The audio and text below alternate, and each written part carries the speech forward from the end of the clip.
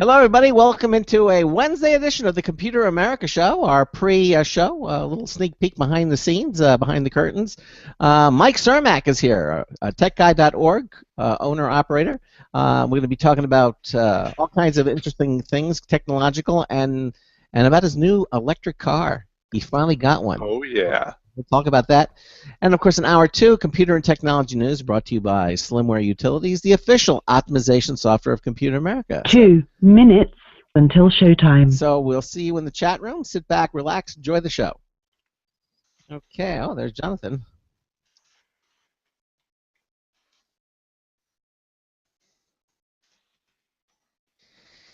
Okay. 2 hours is how many seconds? 2 hours times 60 minutes times 60 seconds. Math is hard. Yeah. Math is hard. If only there was some kind of computing device I could use. Yeah, called a watts. You making fun of me now? No, I'm just... Speaking of electric mirrors, I was going to mention that's something that Tesla's been trying to push for, is being able to put cameras in place of mirrors. Little video screens, yeah. Yeah, in order to get a little bit better mileage, or so they say. 1 minute until showtime. Okay. Oh, you mean instead of side mirrors, so it would be more aerodynamic. Yeah, exactly. And their Model X, they've actually displayed the model using that, having the cameras instead of mirrors, but it sounds like they're not going to get approval for that right away, at least. From the government? Yeah, the national, I guess, I don't know who has to approve that. Yeah, Highway Safety Board or something would have to. They have requests in there, and they're working on it, but they don't think it's going to come out in time for the Model X. Yeah. You know, there's a lot to be said for an old-fashioned piece of glass mirror, you know? You know, it's not going to malfunction, you know. Perhaps. Yeah, exactly. I trust cameras enough. I don't know if I do. Well, there's advantages and disadvantages to everything. You can eliminate some blind spots by having cameras, and you could have them connected to safety features. And, you know. Okay, here we go. Your show will go live in 5 seconds. 4, 3, 2, 1. Broadcasting live, it's America's longest-running national radio talk show on computers, Computer America, hosted by national columnist Craig Crossman. Look for Craig's weekly column in your favorite newspaper. This show is being beamed nationwide at ComputerAmerica.com. Keep it here for technology news, computer products, guest interviews, and your phone calls. You're listening to Computer America. Hello, and welcome into the Computer America Show. It's the nation's longest-running, nationally syndicated radio talk show on computers. Computer America is heard around the world and coast to coast. And I'm your host, Craig Crossman. And I'm your co-host, Ben. And Ben is here again. Yeah. And, of course, what is today, Ben? Monday. No. Oh. See, it's the trick questions that get you. It's crazy. Yeah, it is, you know. No, it's Wednesday, and of course it is the first Wednesday of the month. That means it's our Wednesday Madness show, which basically means we have open mics. Even though we have a guest, and his name is Mike, it is truly open mic night here. So we have a comment, question, suggestion, and we certainly love to hear from you. We're going to have different topics, but if you call us and ask that question, we will certainly try to help you out. The number to call is 347-884-8881. 347-884-8881. I'll get you on and get you through. Email is live, L-I-V-E, at ComputerAmerica.com. You can also join us in our live interactive chat room, our IRC chat room. Right there on our homepage at ComputerAmerica.com, you'll see it says chat and live video. Just click that button, or it's also under the interact menu. And you'll see on the left-hand side the screen for our chat room. It asks for a nickname. That's the name you'll be known by when you go in there. Then it asks for captcha code. I'm going to be talking about that tonight, too. Put in the captcha code, which is either a number or a couple of words. Click the connect button, and your browser moves you into the chat room. We also have some clients that you can load into your browser. It takes you to a free software page, and it just formats the chat room to be more visually pleasing. But it's completely optional. And, of course, the other thing is our live Computer America video stream. Not only can you listen to the Computer America show, because we are first and foremost a radio talk show, but you can also watch us now. That's right. We actually do a live video stream, which is also archived. When you, if you want, you can watch it later on if you time shift listening to this program. Anyhow, that's all available to you, and gives you access to our program. Now let's get our guest right on the air, Mike Cermak.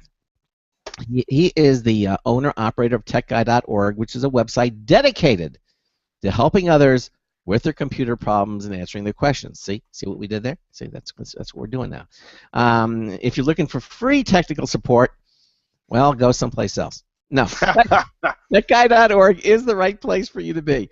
It's been around since 1996, and Mike's site is completely run by volunteers and paid for completely by donations and sponsors. Mike is also one of our Computer America correspondents who appears here on every first Wednesday of the month. Mike, welcome into Computer America. How are you?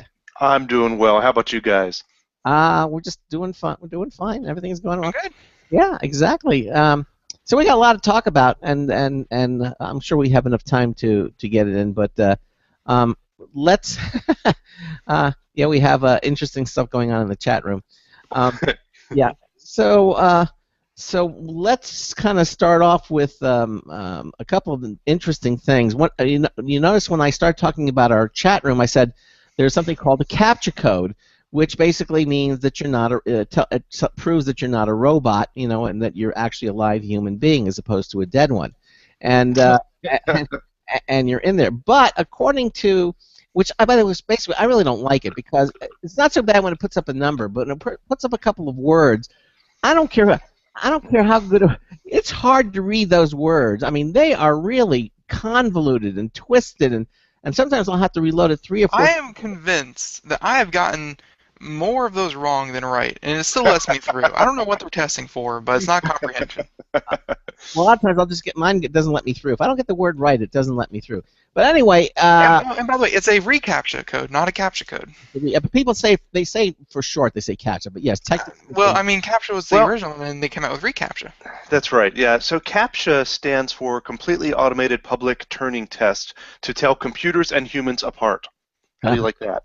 So that's what it stands for. So, and it was originally designed, back in the 90s, I believe, and the end of the 90s. And the idea was exactly that. We had these bots people wrote to automatically submit forms online, and it was just spamming forms and pretending to be people. So they wrote this program that would display, a couple of letters as an image so that computers couldn't read it. And then shortly thereafter, someone got clever and wrote a program with OCR, optical character recognition, that could read those numbers and say, gee, well, now we can spam them again.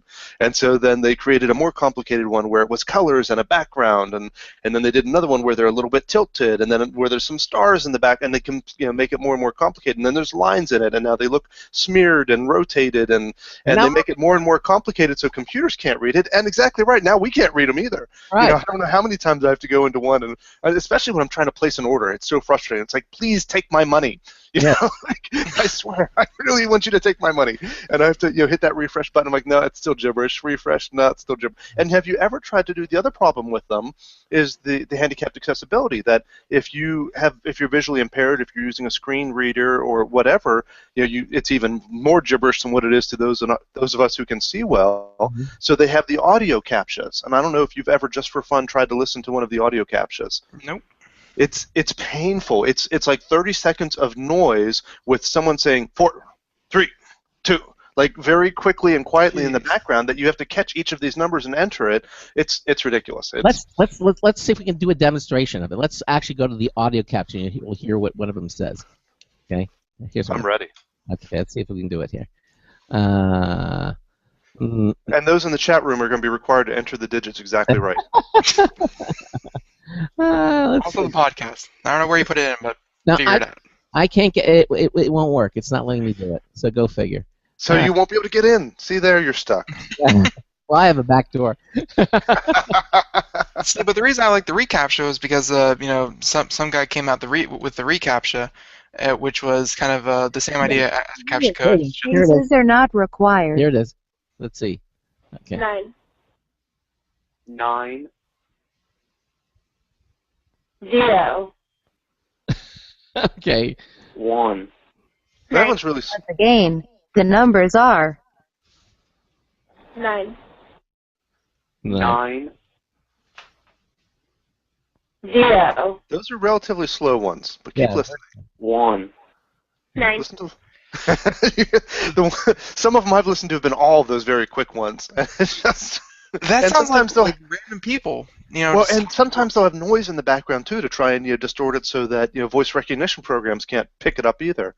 It's just it's just ridiculous. So so they become more and more complicated, and the funny thing about it is that computers have become better and better at being able to interpret them. And there are some programs now that Google say are out there that can read the characters with 99.8% accuracy. That is a 99.8%. And I would love to know what the accuracy is for a human to read it, because I will guarantee you it is not above 99.8%. It is far below that. At least I know my own performance would be far below 99.8%. Wow. So I think when you get to 99.8%, like the 0.2% has to be like those that are just completely all messed up and no one can read them. yeah, if the computer can't read it, we won't be able to read it either. Exactly. That's better than Ivory Soap, which is only 99 and 44 100% pure. That's very specific. Yeah, this is 99.8, so that's only like 0.2% would miss. I mean, 0.2% would get it wrong. So 99.8% is virtually as far as I'm So concerned. if these programs are out there, obviously they're not being very effective in blocking the spam bots anymore, and they're being very effective at blocking the humans that they don't want to let out. That's right. Yeah, exactly. And frustrating them. And frustrating them, and turning away customers in some cases. So what is So- Google doing? So what reCAPTCHA is there was an organization, a company that made reCAPTCHA, which is an API that other websites could use to have a CAPTCHA on their website. And Google bought them a couple of years ago. So reCAPTCHA is owned by Google now. And they've made improvements over it. And one thing that a lot of people don't talk about is part of the reason Ben mentioned that he entered one in wrong and it still accepted it. And part of that is that some of the CAPTCHAs are there to verify if you're human or not, and some of them are to give data to Google. They've been used for New York Times and certain books that Google has their book archive, and if their OCR can't figure out with certainty what a particular word is, it'll present it as part of the CAPTCHA to 1,000 people and see what they say that word is. So that helps them to improve their own OCR, and they've done that for Google Maps as well to identify addresses on buildings. A lot of them you see now are addresses on buildings, and that's why Google wants that data to make sure their vehicles are where they think they are. So what they're doing now is they're changing it, and they're making it super simple. If you can go online and see this, but instead of that box there with the gibberish in it, it's going to be a checkbox that says, I'm not a robot. And for most people, all you're going to do is take your mouse and click on that little checkbox that says, I'm not a robot, and that's going to be it. Google's going to say, okay, great. And it's going to be super simple. And for about 60 to 80% of people so far during the testing here, that's been the case. You just click on it, and that's it. You don't have to do anything else. For some of them, and Google's doing a lot of stuff in the background to try and figure that out, to figure out the likelihood that you are a robot. So you can just check that box and go on. And they're not, of course, revealing what they're using to figure that out, because then the spammers would abuse it. But they're using cookies, and they're determining your activities before you click on the button and after you click on it to try and figure out the chances are that you're an actual human being. You mean so they're going to actually monitor what you've been doing for the past few minutes before to make sure that you. It's unclear exactly when they're starting to monitor it. I suspect it's at least on the page that you're filling out to see the speed at which you fill out the form and the mouse movements on it and that sort of thing is my suspicion. I don't know that for sure. They say that as far as the capturing data about you goes, it only takes place inside that box that the I'm not a robot takes place in. And I don't know how that could possibly be the case.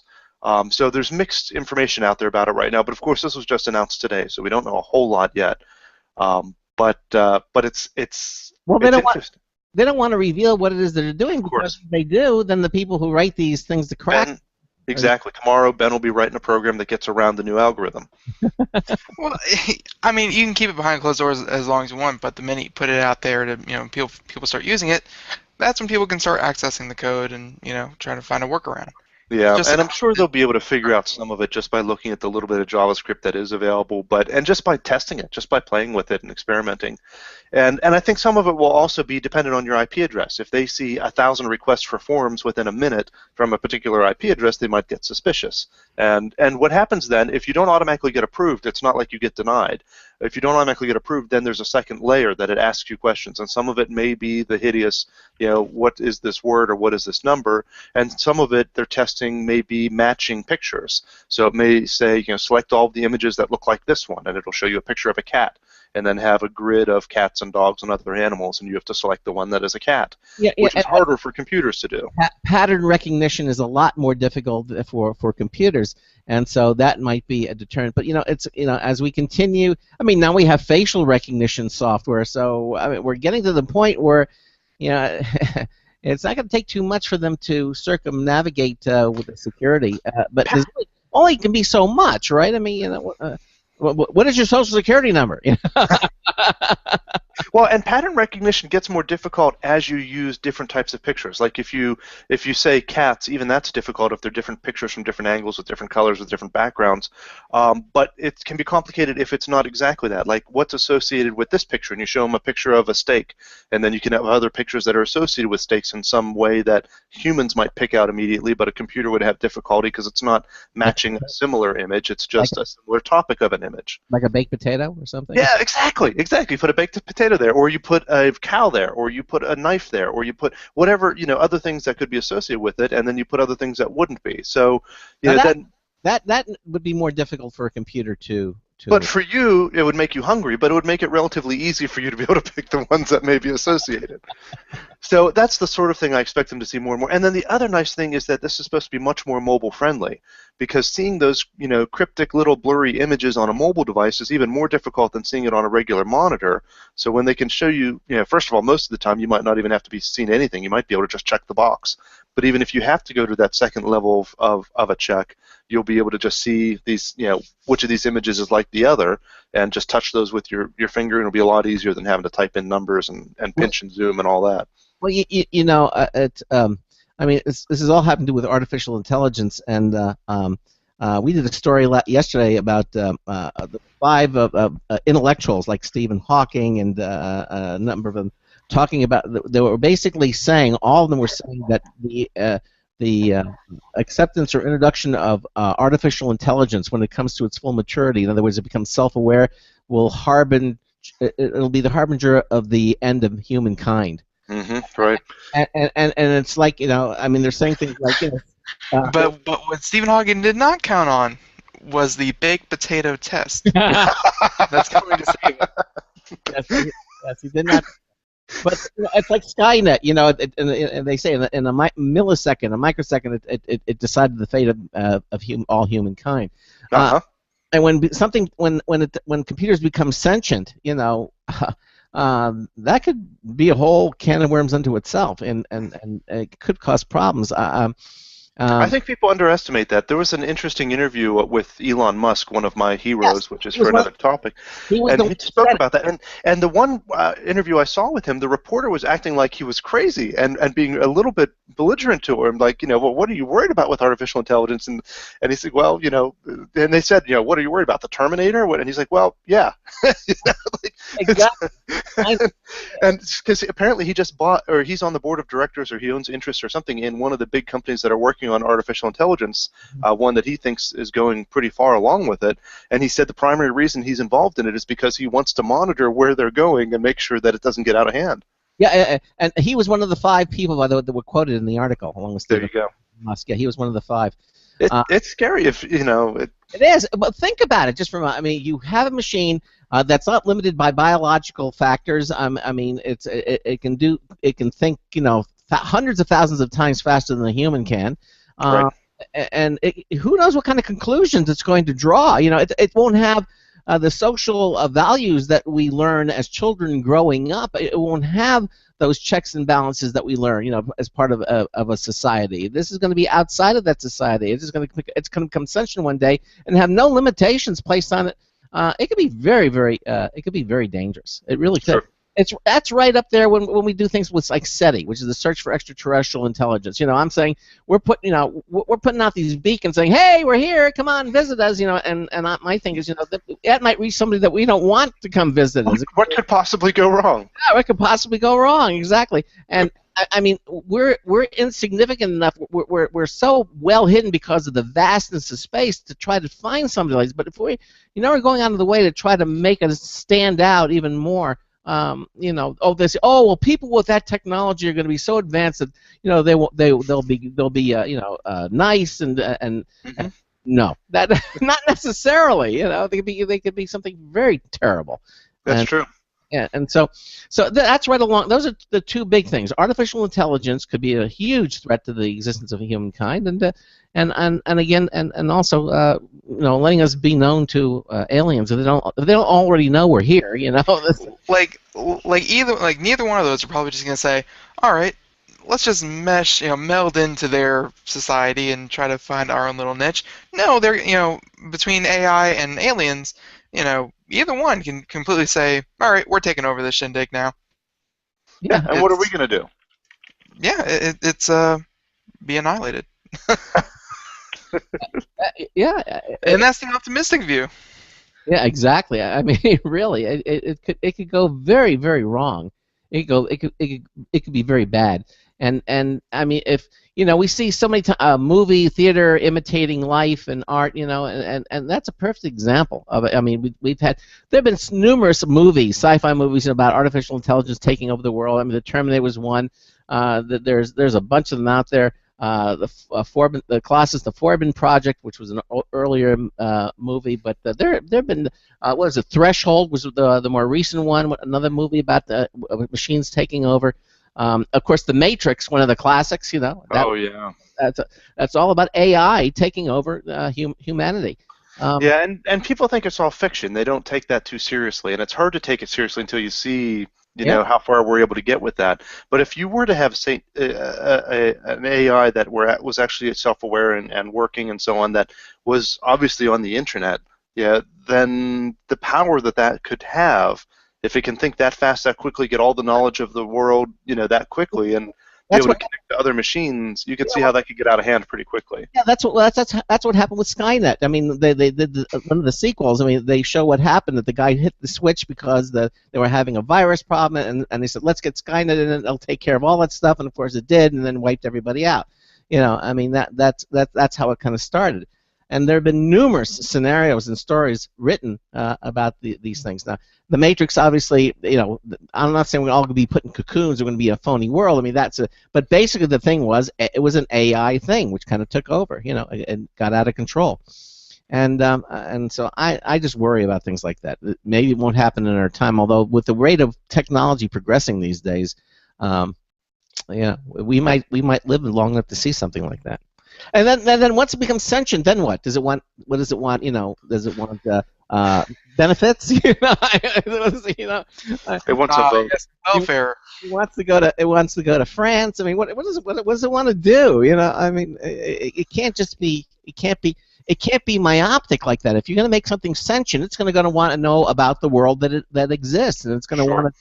And what decisions is it going to make about us and what we're doing to the world? And are we just a virus on the world? Is it better off without us? It could get really pissed off and say, hey, here I am. I have no arms, no legs, and I have no way of interfacing, just the cameras and stuff.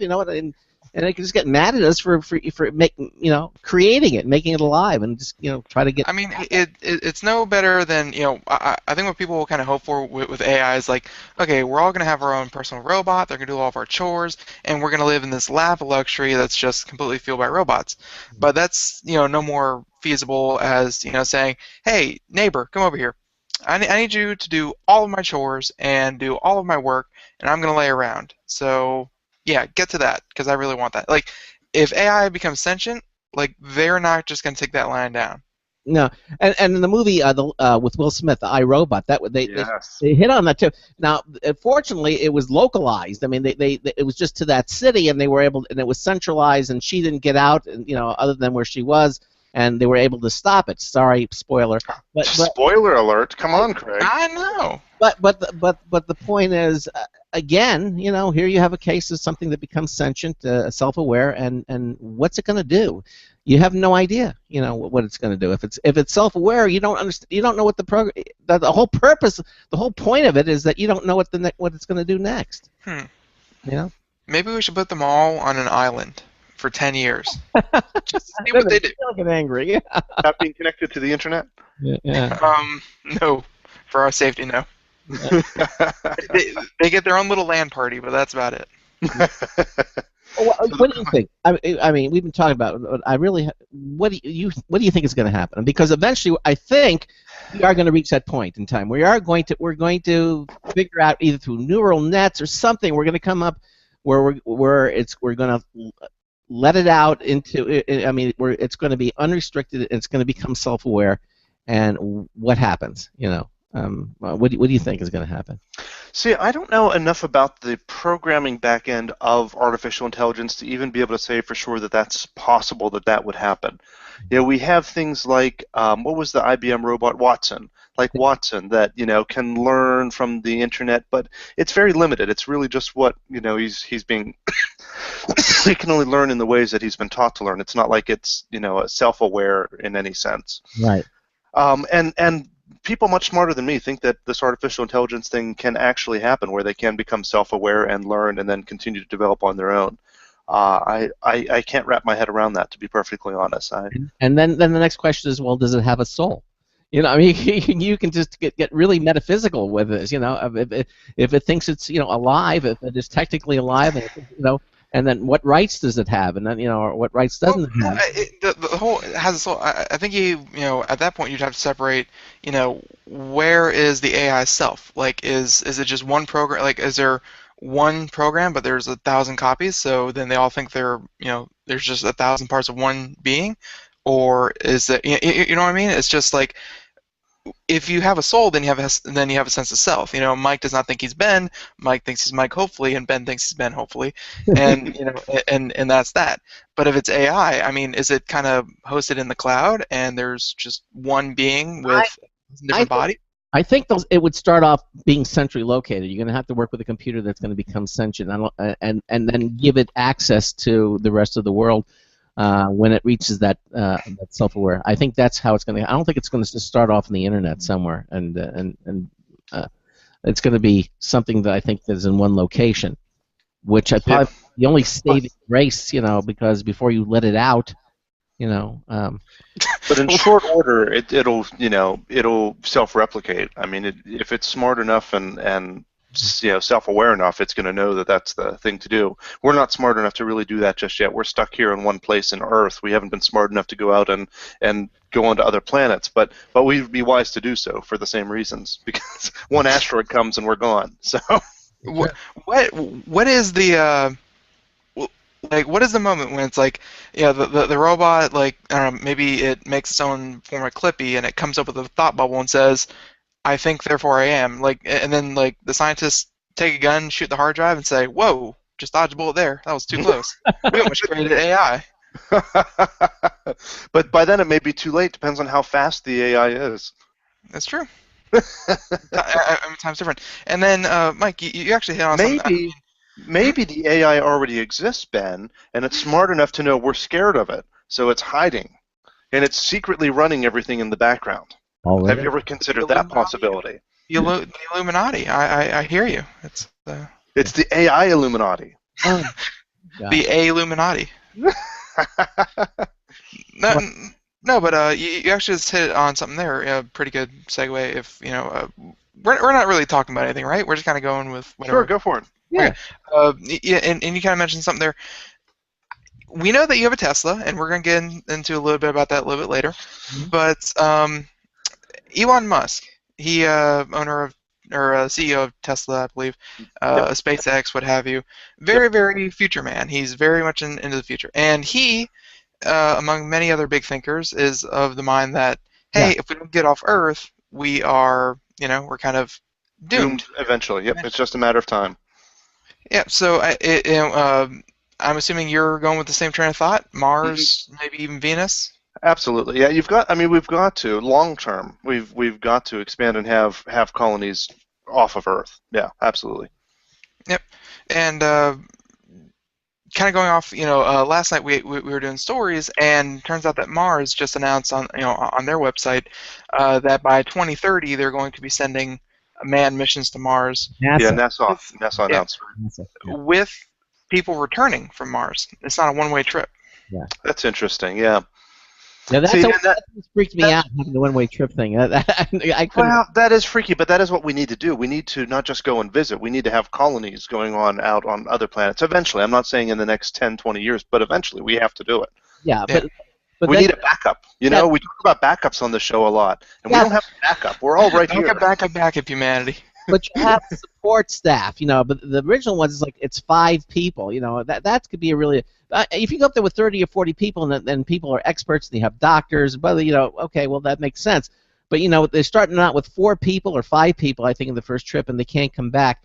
So if one of them gets sick or they have their appendix ruptures or something, you know. Or one of them's a real jerk. Imagine if you get up there with Craig Crossman. Oh my God, the pickiest eater.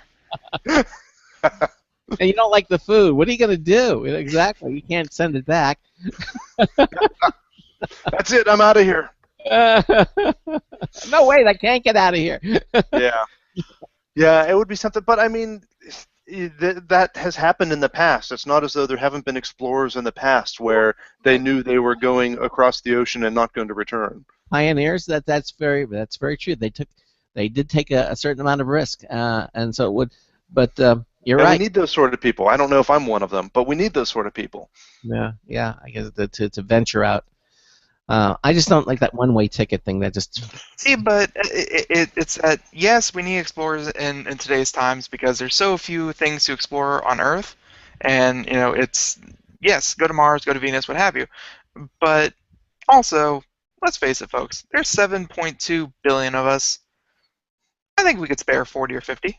just looking at the numbers. I think 40 or 50 could do this. Well, wasn't Australia colonized by criminals originally? Wasn't that a Yes. criminal? Yeah. I'm not making that up, right? No offense to Australians, No, but I think that's that's a real thing that the UK All used. Australians are criminals. Yes. Yeah. Right, that's right. That's what I was saying. Exactly. Thank you, Ben, for clarifying that. Well, we could do the same thing with Mars. You know, just send all the criminals there and let them Work. I don't think that would be a good. idea. Oh no, maybe not. I'll have to think that through a little bit. I think that's true.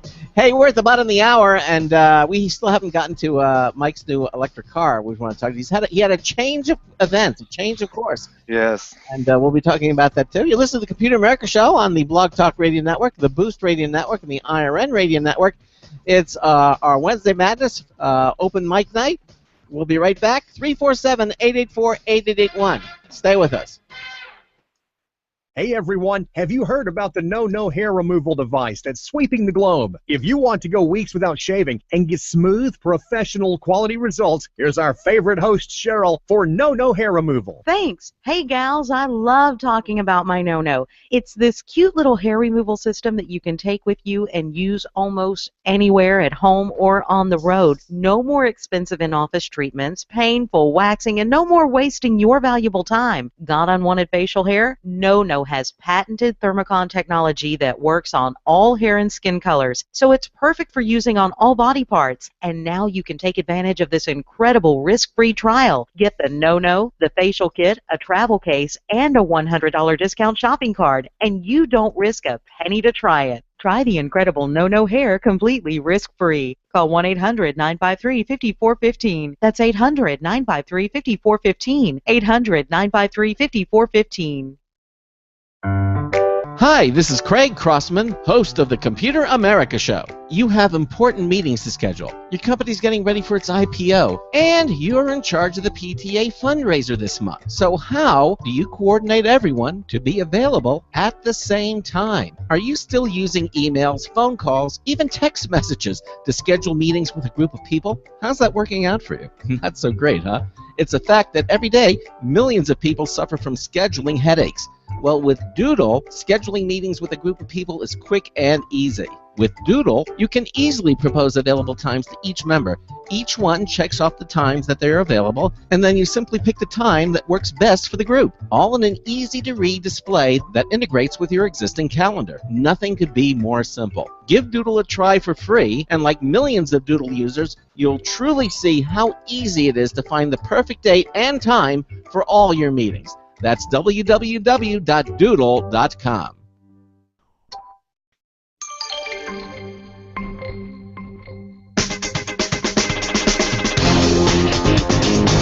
Ho, this is Marty Winston with a News Tips Bulletin Review for Computer America. This time, the 180S LED light gloves.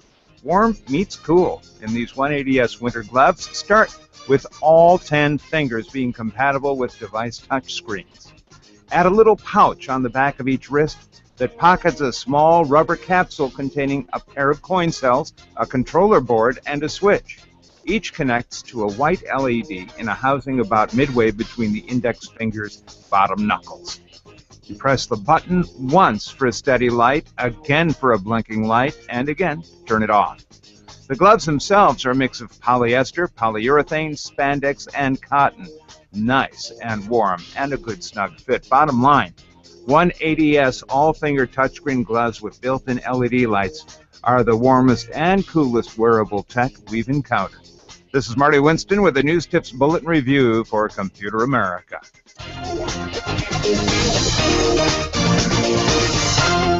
I'm watching Mike Cermak going bobbing his head. I don't know what you're talking about. There's no evidence. There's no recording of this. Huh? Welcome back to the Computer America Show. 34 minutes past the hour. Mike Cermak joins us. Continues on with us in the hour, and it's open mic night, as Craig likes to call it. But I think we should actually take a step towards a topic, and that topic is, now, you got an electric car. Yes, I did.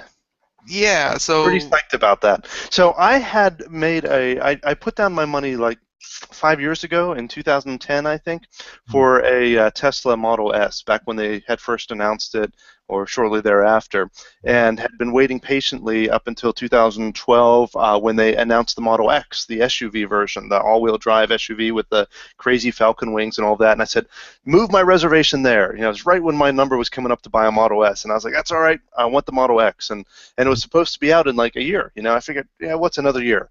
And then they delayed it another year, and then another year. It's like, let me ask you this before you go on. What would have happened if you took that original $5,000 and invested in the company rather than... Oh, I don't even want to think about that, Greg. Oh, I don't even want to think about that. It pains my heart so. It probably would have paid for the car. Maybe not quite, but it would have made a big dent in it. Oh, my. It would have... Boy. Yeah, yeah, hindsight is 20/20. That's painful. Thanks for bringing it up. I really appreciate that, Craig. Anytime. Oh my! So anyhow, so they just announced here about a month ago that the Model X is delayed yet again, and it's supposed to be out the end of next year now, the end of 2015. And I thought it would be much nicer to wait while I'm driving a Model S. You know, I could handle this painful wait a little bit easier driving around the Model S. So that's what ended up happening is I got one of those, and I've only had it for about a week and a half now. Well, let me ask you this, because I'm very interested in the details, and I know there's a lot of cool things that you can do with this car.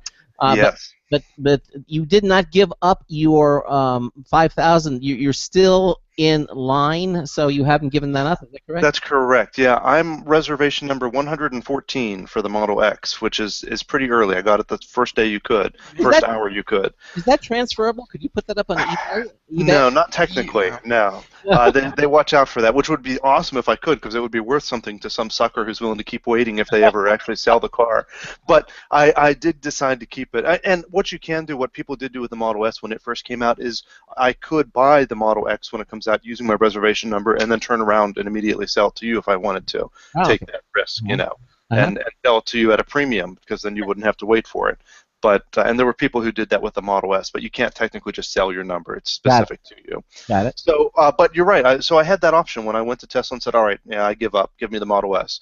Take my money, please. You know, and they didn't have a CAPTCHA I had to enter. And they asked me, do you want to use this money you've already put down for the Model X toward the Model S? And I said, nope, I'm going to hold my space in line, keep that option open to me. I've waited this long. Whenever the thing comes out, whether it's the end of next year like they currently say it will be, or whether it's a year after that, I'll have the option then to trade in or sell the Model S and switch to the X if I want to, or keep this, because, you know, I've usually been driving around SUVs, and it's a little bit fun to drive around a sports car. It's kind of a midlife crisis right now. I get on the highway and hit that pedal, and man, that thing just takes off. 400 horsepower, and you know It's instant. It's fun. Spin the tires out. I mean, you can really, yeah. You can.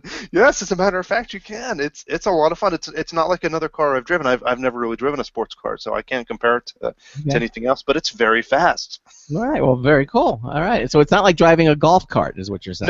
No, it definitely is not. Well, it is in a sense because you do have that instant torque. That as soon as you slam your foot on the pedal, it's instant. But not like a golf cart in that it tops out very quickly. The top speed on a Model S is 140 miles per hour. It's more on the performance, I think. I've never tried that, but that's what they say is 140. Could you bring the Model S onto the golf course and just say, "Hey, it's an electric car"? I'll have to try that and see what they say. Yes, they don't ban you from the golf course. You say, "Hey, exactly." Okay. So I'm getting the fact that you actually really do like this. You're enjoying the car. Well, and I'm big into electric vehicles. We've talked about that before. I like the economics of it. I mean, it's stupid right now up front. It's a luxury car and it's stupid expensive and all that, and I get that. But it's nice because I can plug it into my solar panels. I can charge it for free. I can go to a supercharger and charge it for free.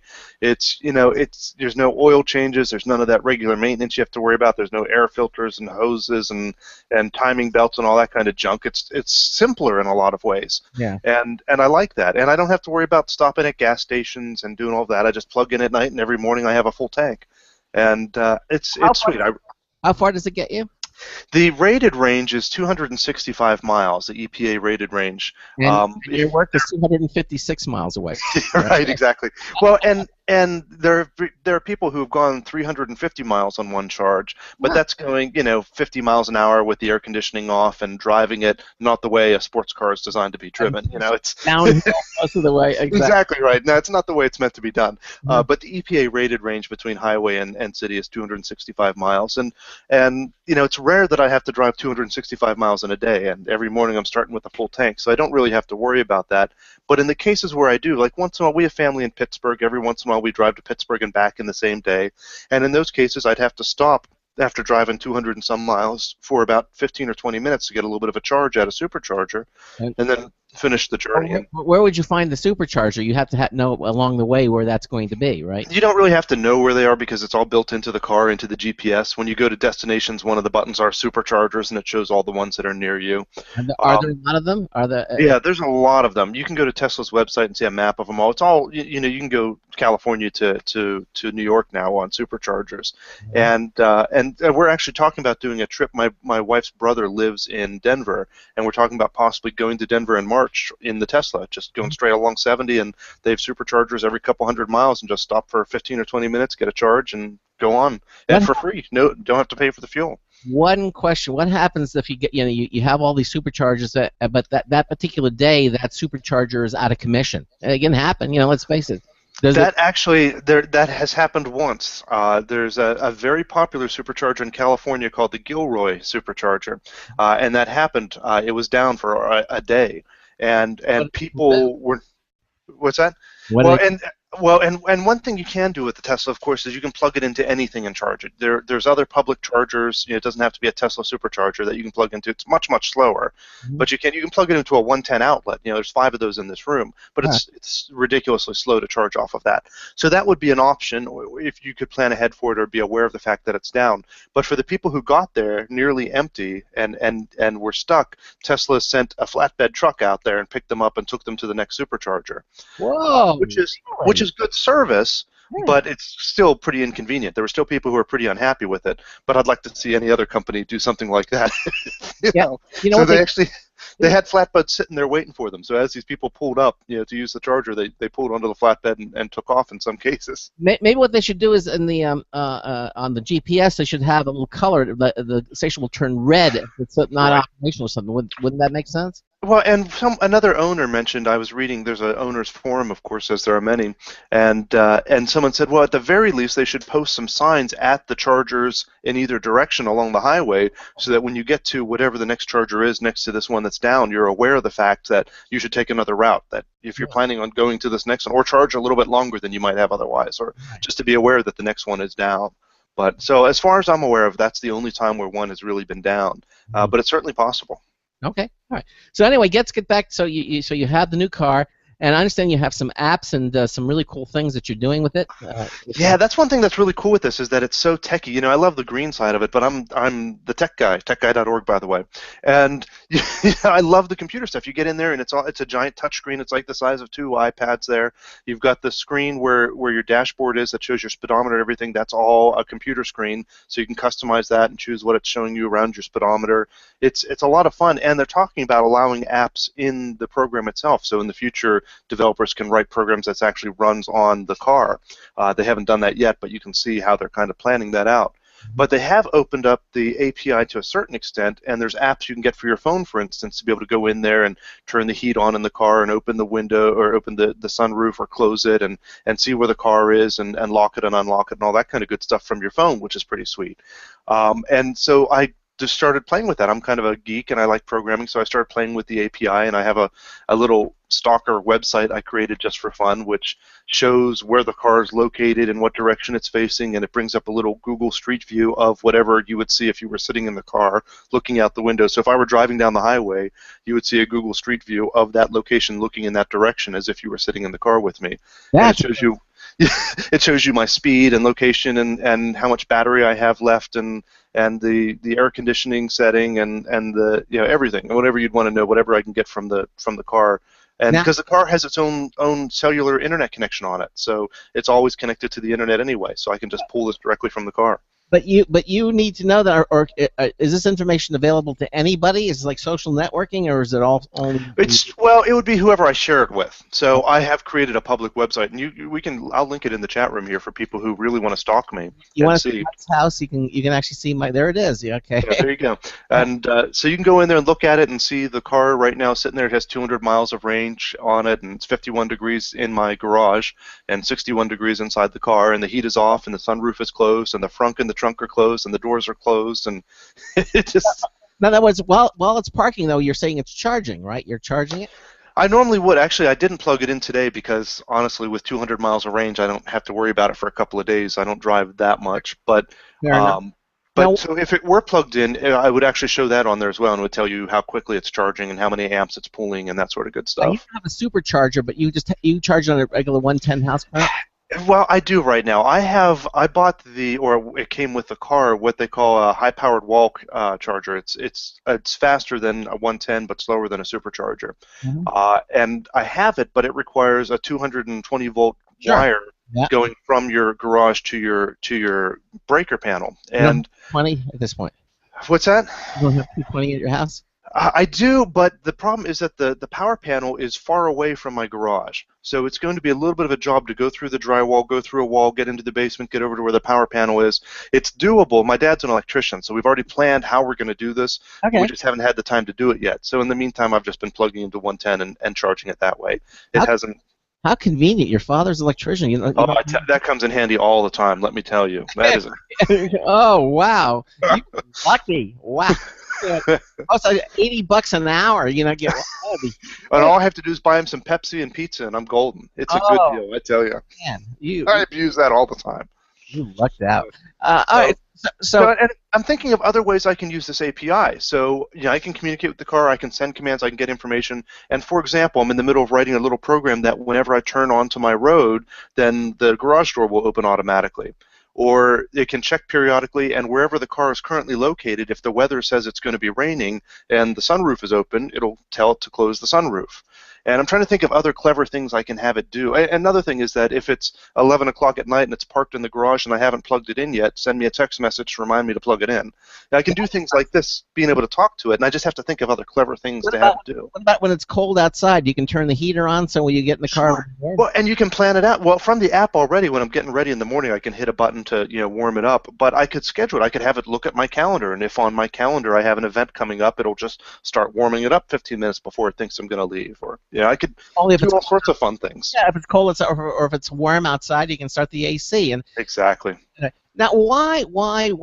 Tell me, so to clarify, why don't they put solar panels on the roof of the car? So then Yeah, they've talked about that, and there is a Prius that had a solar panel on the roof of it. I don't think they still make it, but they did at one time. The problem is with solar panels, they're very finicky. You have to have them at a particular angle facing toward the sun, which is usually south for those of us in the North America, and you can't have a tree branch or anything covering it. Yeah. And per square inch, you don't get a whole lot of power. That's why you have a whole rooftop full of solar panels. Mm-hmm. And the amount of power necessary to run an electric car is a lot of power. So I plug it into the solar panels here. I can charge it off of that. But on the roof of a car, you have that curvature. It's not facing the sun at the proper angle. It may be parked in a garage or under a tree most of the time, and it's not going to get power a lot of the time, and the power it does get isn't going to be much because it's such a small surface area. So it just doesn't make economical sense to put it on vehicles. And I wanted to mention the Prius that did have it, the only thing that solar panel did was run a fan whenever the car was turned off. If it was parked somewhere, it would run a fan so it doesn't get too hot in the vehicle. It didn't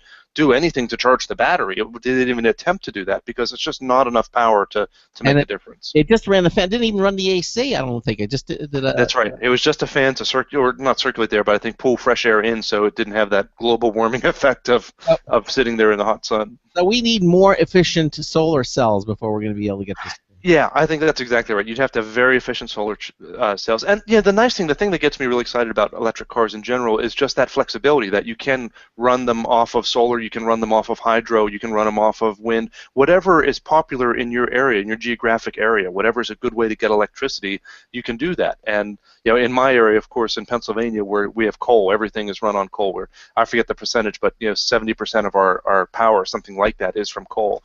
And even in that case, even if all of it was from coal, and even if I didn't have if I didn't have solar, running them off of a small electric motor is still more efficient than trying to run it through a combustion engine. But I like that flexibility, and that gives us more options going down the line. We're not stuck, because for a gas-powered car, that power is only going to be coming from one place. You don't have all these different options, and they're not renewable, and in some cases they're overseas or in areas that are difficult, or we have to deal with people that perhaps we wouldn't want to. Sure. Now, how many forward speed gears does the car have? Is it one? One. You put it in drive, and that's it. And there's no transmission, so that's part of the craziness whenever you accelerate. The particular car I have is 0 to 60 in 5.2 seconds. They have some that the performance version is 0 to 60 in 3.2 seconds, but I felt that might be too fast for me. And I think there's something wrong with putting a baby seat, a child's car seat, in a vehicle that goes 0 to 60 in 3.2 seconds. Not sure. I think there's a law against that. I'm not sure. But 0 to 60 in 5 seconds is plenty fast for me. It's faster than any vehicles I've ever driven before. Now, but it's crazy because it's so smooth. There's no that changing of gears. It's just constant. It's just so there's one gear. That's it. Because so the amount of revolutions that the engine is doing is not in direct proportion to the amount of fuel, in this case electricity, you're using. I mean, if you put a transmission, because then it would doing less RPMs, wouldn't you would get better efficiency than just having one gear? I guess not. I'm sure that they would have taken that into consideration, but I don't know the answer to that. Yeah. Well, you think about it, because I mean, obviously, if you run around your gasoline car in first gear all the time, you're gonna not only burn it out, but you're gonna burn up all your fuel pretty darn quick, and that's why we have cars with 5, 6, even 7 forward speeds. Truck drivers have huge transmissions. Oh yeah, that's right. Yeah, but in passenger cars, I was watching something the other day. It was a Lexus or something, and it had like 7 or even 8 forward speeds. I said, "Oh my gosh, that's a lot of gear to be happening." I mean, it's like an overdrive on steroids. I guess when you really hit the highway, you can really bring down the revolutions and get a lot better mileage. But you would think that would be the same thing with an electric motor. I mean, the slower it turns, the less juice it's going to use, right? Well, and I suspect part of it is with an electric motor, the forward momentum isn't required. Like, if there's no juice going into the electric motor, it's not like it stops instantly like it would with a regular motor being connected to a transmission. For example, if I'm driving down the road and I let go of the pedal, it'll slow down to a certain point and then it regenerates. Just like a hybrid does. It does regenerative braking, where it absorbs that power through the electric motor to the battery. So my point being that if you're accelerating to a certain point, you don't have to put more power into it to continue at that speed than you would otherwise. I don't know how to explain that. That's not a good way to say it. But so your forward motion is when you're reaching that level where you're just kind of coasting along. You're saying some of the power that's being generated by the tires would get fed back into the battery? Sure, absolutely, yeah, and if you want to slow down, you can set. That's another cool thing is you can set your preferences there as to how much regenerative braking it does. But I have mine set on standard, where you can do almost one pedal driving, where you very rarely actually use the brake. So whenever you're driving, you put your foot at whatever level you want, and it'll send the amount of power it needs to. And you can watch it on a little graph and see sometimes it's higher as you go up hills to maintain that same level and that same speed. It goes up, and when you come down the hill, it goes down. And then when you come to a stop, you can usually just let go of the gas pedal. It's not the go pedal. Yeah, the accelerator, right? Yeah, I like go pedal. That sounds better. and you just let go of that, and it'll bring you practically to a stop. Whenever you completely stop, you do have to hit the brake. But by and large, you just run with just the go pedal. How much juice you want to put into it at the moment. So in other words, as you lift up with the pedal, I know with the car I drive up, I can actually lift. If I'm cruising along the highway and I lift up on the pedal, I'll just coast along, and I'll just have to barely touch it, to keep it at that speed. You're saying with the electric car, you actually, if you lift your foot up like that, you're gonna actually slow down to almost to a stop. Sure. Yeah, as it regenerates back in, depending on what setting you have it on. But by default, that's what they'd suggest. But what you would notice if you're watching the energy graph, for example, as you get onto the highway, you watch the energy graph, you put the pedal down halfway, and you get up to 60 miles an hour, 70 miles an hour, whatever. And as it gets up to that speed, you can see the energy graph is real high, accelerating, uses a lot of power, whether it's gas or electric or whatever. But once you reach that speed, then it dips down quite a bit. So it's not as though you have to change gears in order to maintain that speed. So do you have cruise control then at that point in this car, so you can take your foot off the pedal completely? Yeah, you do. And the thing that some people complain about in this car, they've changed it actually in some of the newer ones, is that it has, I guess it's like a Mercedes. I think that's the brand people say. I've never driven a Mercedes, but I think it's Mercedes that has this, where the cruise control stalk is kind of where you would expect the turn signal stalk to be, and the turn signal stalk is below it. And you probably own a couple Mercedes, so you might know that. And so but the complaint is when they're on the highway and they mean to signal to switch lanes, they sometimes hit the cruise control stalk by accident. And the way it works is if you push it up a little bit, one bump, then it accelerates 1 mile per hour, and if you push it up the whole way, it accelerates 5 miles per hour. And it accelerates fast. So there have been a number of people who have accidentally hit the accelerate 5 miles per hour button instead of the turn signal button, and it just takes off. It scares them a little bit. So that's something you have to be cautious about. This is why most cruise controls have an on-off switch. You have to turn the control, and also they don't. If you're below 45 miles per hour, they won't activate. Most of them. That's true. I don't know what the speed limit is on this, but I know I've tried to activate it at a slow speed and it wouldn't. So I don't know what the limit is. Yeah, it won't engage till anything. I think after 45 miles an hour, then it engages. Other than that, they want your foot on the pedal. But if you're after 45 miles an hour and higher, they figure, okay, well he's on a trip, and they'll engage it. And I think most cars work that way. I think that's a federal law. I think it's that would make sense. I didn't know that, but that would make sense, that there'd be some limit, because you wouldn't want someone accidentally engaging it in the driveway and going 5 miles an hour down the road. No. Yeah, you wouldn't want that. Exactly. Well, so it sounds to me like you're very pleased. You're very happy with it. I love it. It's wonderful. It's not perfect by any means. There's certainly things that I'm not thrilled about. Like, for example, the number of cup holders seems like a silly thing, but there's 2 cup holders, and they're in a very inconvenient place. That's a little bit of I knew that going in. I'm trying to think of some other things I'm not so happy with. That doesn't surprise me at all. How's that? The cup holder thing, because cup holders are generally, yes, stereotypes, but they're generally a female concern when buying a car. It's how many cup holders does it have? And that's really what women look for. And the tech industry in general, which the Tesla was undoubtedly born from, is a male-dominated culture.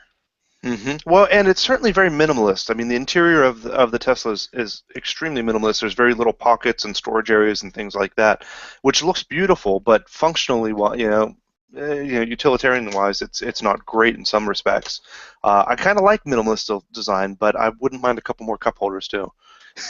And little things, like also when I pick up my dry cleaning, there's no hooks there to hang your dry cleaning from. Well, it's just little things that.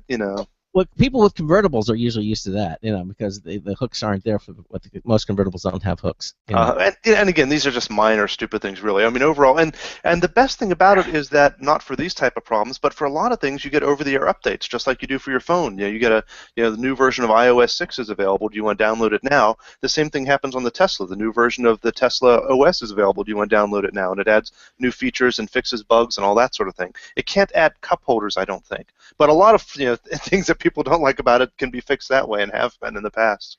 Hey, listen, Mike. We're moving so fast. We're out of time, and we didn't do our quiz. Can you stay a little bit longer, and we can do a quiz after? Oh, sure. What the heck? You can talk me into it. Okay. I mean, we're having so much fun. Why not? Oh, we are absolutely. And talk about electric cars, and I can talk for hours. And real quick, I was going to say about the whole cup holder, the clothes hanger, that kind of thing. Undoubtedly, those are all going to be fixed with the Model X. Yeah, and a lot of people have pointed out exactly what you said, that the Model X is going to be focused more for a female crowd, which I don't know how I feel about that because I'm personally excited about the Model X, so read that however you may. But just from a family man point of view, I think that makes more sense. I'm looking for trips with a family, so there's certain things I'm looking for that I'm not a sports car kind of guy, so. Are you going to keep that?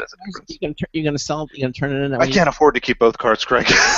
It's not like your house with the garage full of Mercedes. This is a little bit different. So it would be one or the other. We stacked the Mercedes on top of each other just to get the room in the driveway. It's crazy. Different colored ones, just so you can have one for each day. I understand. What about the cigarette lighters or ashtrays? Those aren't in the car anymore now? I don't believe there's any ashtray. I don't know what year you're from, but there is a cigarette lighter, and there are several USB ports in there as well, so you can plug in and charge up easily. Yeah. Because there are a lot of accessories that actually use the cigarette lighter, One complaint is that there is no CD player. It has internet radio because it has its own internet connection, so you can listen to Slacker and things like that on it, which is what I usually do. It has XM, it has AM, FM, but there's no CD player. Really? And of course, you can also get a USB flash drive and plug it in, and it'll play that. Yeah. Or Bluetooth, all the normal things as you would expect. But players are pretty much going out of style.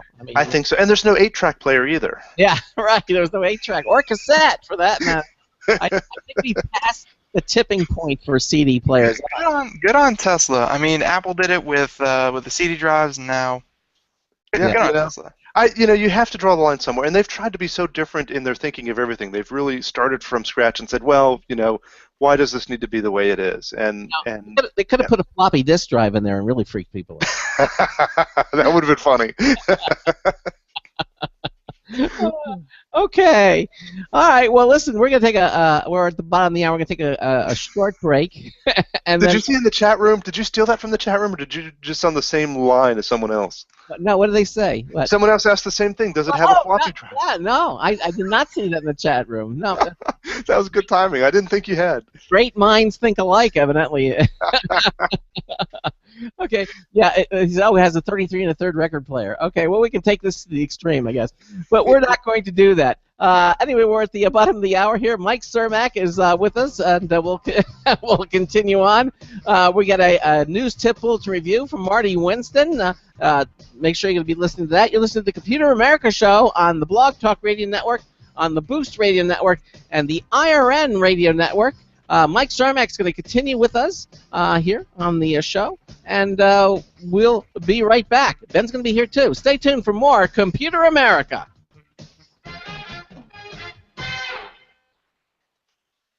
Broadcasting live, it's the only national radio talk show on computers to air every weeknight. Computer America, hosted by national columnist Craig Crossman. The first hour's behind us, but there's still more of tech news, tech talk, and your phone calls. We're being beamed nationwide at ComputerAmerica.com. You got computer problems? Bring them on. You're listening to Computer America.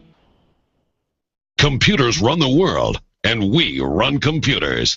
Call us or send us an email to live@computeramerica.com. Hello and welcome into Hour 2 of the nation's longest-running, nationally syndicated radio talk show on computers. This is the Computer America Show, and I'm your host, Craig Crossman. And I'm your co-host, Ben. And guess what? This is actually, I think, a show first. Mike Cermak is here with us for the second hour of the show. You know, I think it happened once before in the past, and I think it was also when we were talking about electric vehicles. Now I've just been handed. You see, you can see. I've just been handed a news release here a news flash that I need to read right now. Okay, and it says this is a Computer America. Oh wait, we need to do a little drum roll for this one. Yeah, definitely. We need to do one. Yes. Okay. So here we go. Don't you have some? Computer America is now on Pinterest. That's right. Check it out and see what the girls of the show. We have girls of the show are up to. Oh my goodness gracious! And you Don't know, tell me there are girls watching. I'll just get nervous. yeah, I know. Evidently, we have girls now on the show, and we're on Pinterest. So there it is. Okay. So if you don't have it, that's a good reason to subscribe to Pinterest. I know I would. Okay. As Ben, I can see Ben feverishly typing on the keyboard. He's going to look right now. I don't like. I don't know. You have them speechless. Speechless. Yeah, exactly, which is rare. I mean, Facebook, Twitter. Yeah, I could see that. And Pinterest. Yeah, we're on Pinterest. Yeah, exactly. Pinterest. Why not? Exactly. You have to go there. I'm waiting for the day that Computer America gets on Spotify and Pandora so that I can release my new singles that I sing personally. The best of Ben Crossman. The best songs are the best top of hits. Dial-up modems. Yeah, exactly. Yeah, exactly. Pretty much.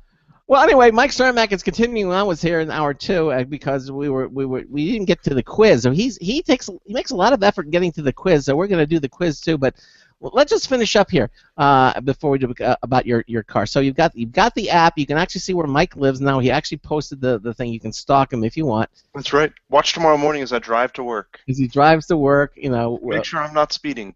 That's speeding. Take a screen capture and send it to the police if I'm speeding. No, please don't do that.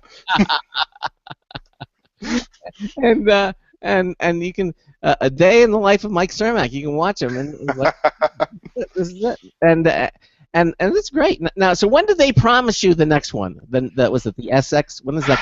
The X. Yeah, this is the S, the sedan. The X is the crossover, SUV type, and so that's supposed to be coming out in the third quarter of next year is the current date, but it's been delayed 4 or 5 times since then. So if I believed that, I probably wouldn't have bought the S in the meantime. But I've just lost confidence in their ability to schedule things. Did they ever tell you what the delay was? I mean, why it's being delayed? They have said several times that they want to make sure they get it perfect before they release it to the public, that they would rather delay it than release a product that isn't ready, and which is a wonderful thing to say. The real reason is, this isn't what they've said, my opinion. I believe the real reason is that they're selling so many of the Model S and they're supply constrained with batteries. They've said many times that there's a waiting list to buy the Model S because they can't get enough batteries from Panasonic and their other suppliers. So as a result, why would they introduce another product when they already can't sell all of the demand that there is for the current product? They don't make their own batteries. You would think they would make their own batteries. Well, they're working on that. They're currently in the process of building the Gigafactory. I think we mentioned that on one of the other shows. Yes, and they're building it in Nevada right now. They've already broken ground and it's under construction. And in 2 or 3 years, it's supposed to be up at full capacity and building batteries. And that factory will build more lithium-ion batteries there in that factory in Nevada than all other factories in the world combined. Wow. So once that happens, they're expecting their cost to produce these batteries to drop dramatically, and with that, then they're hoping to build the mass market electric vehicle that they say is going to be around $35,000, which is pretty reasonable for a new car that you don't have to buy gas for.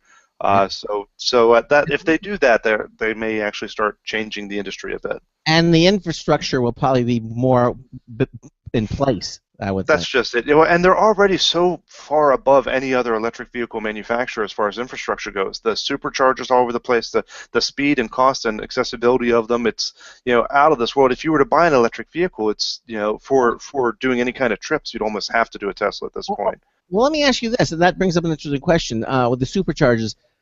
Are they not Are they compatible only with Tesla? If I buy a Leaf or some other car, are they compatible or not? They're not. With the Tesla superchargers, you can only use them on a Tesla. The other chargers, like the ones for the Leaf, will work on the Tesla as well.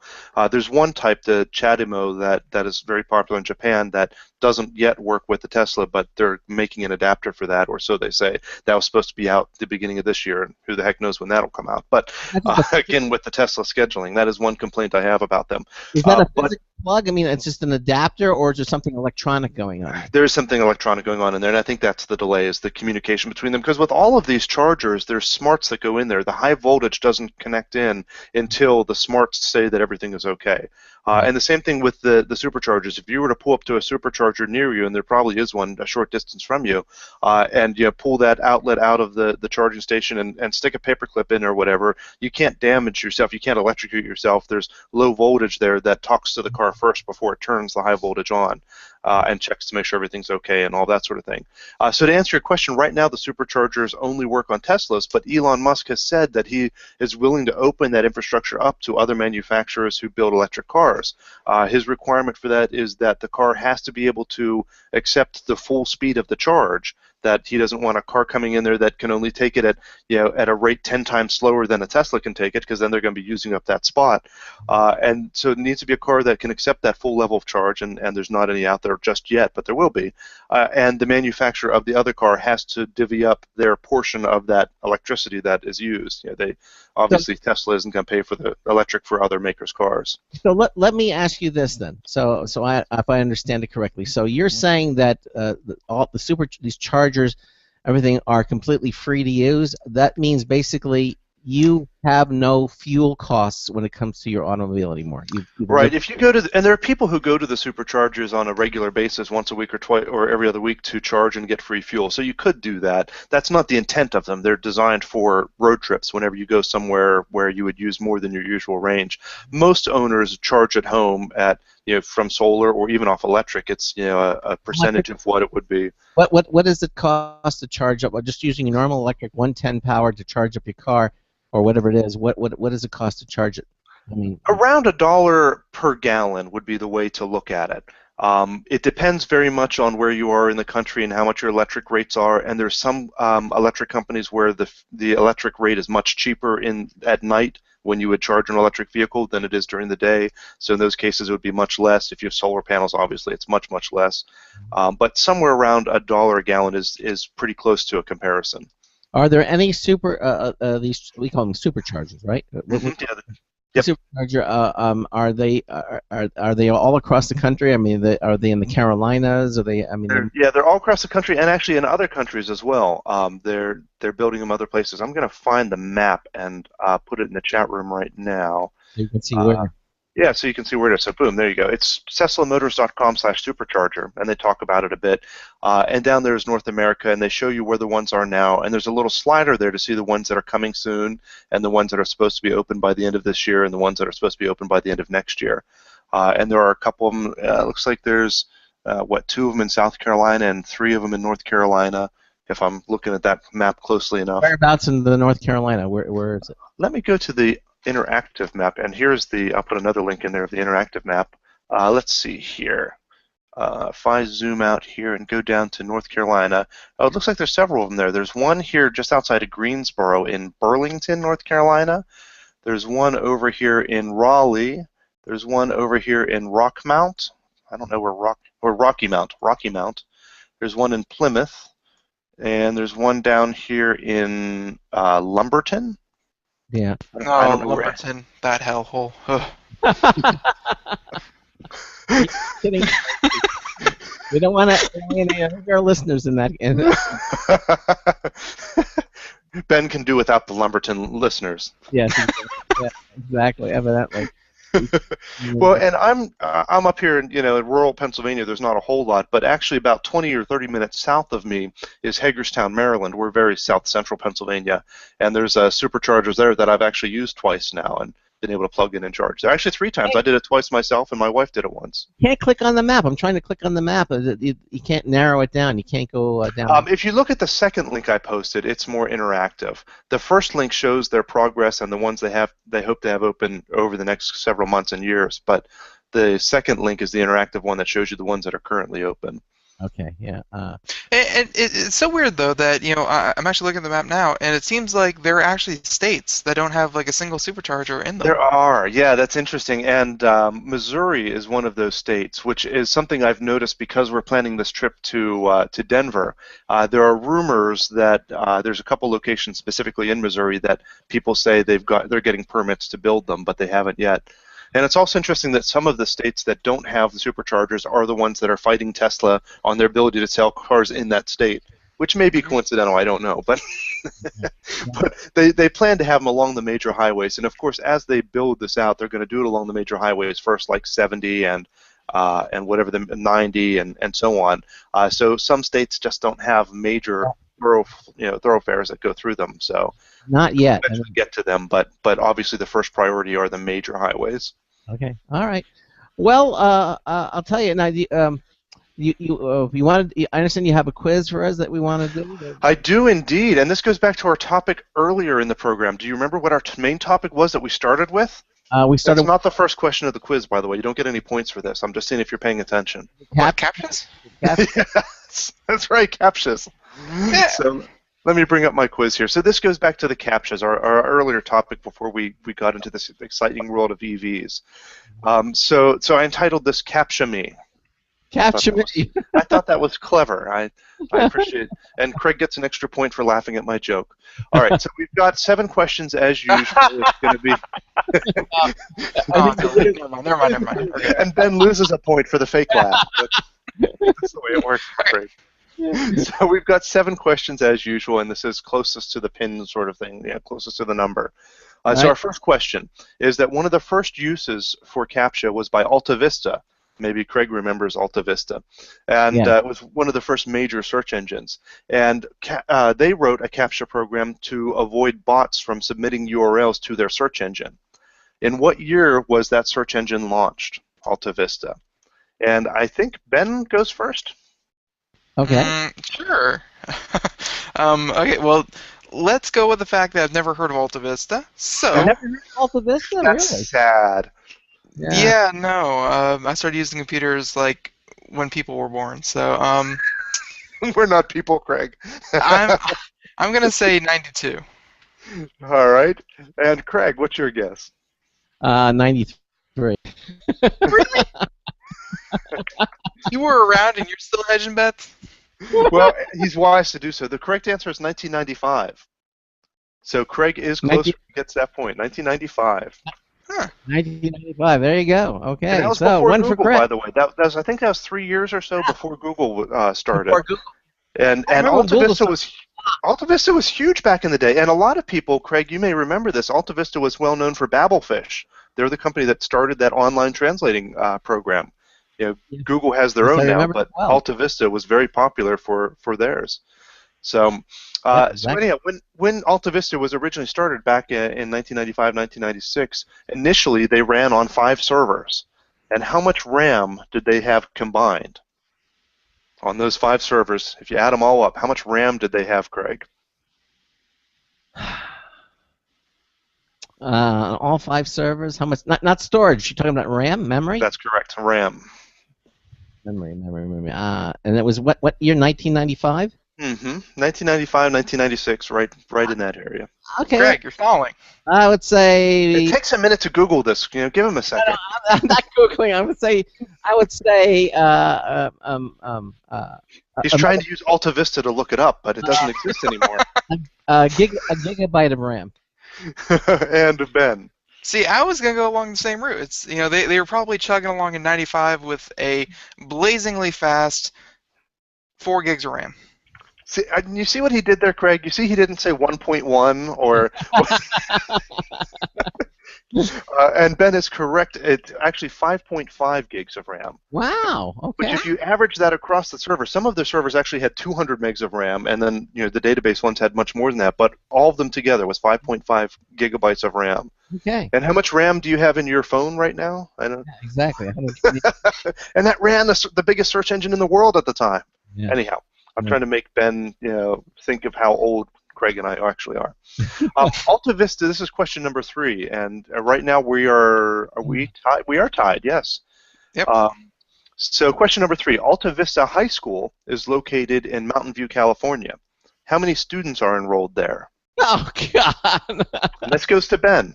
Southern California, immigrants, many people.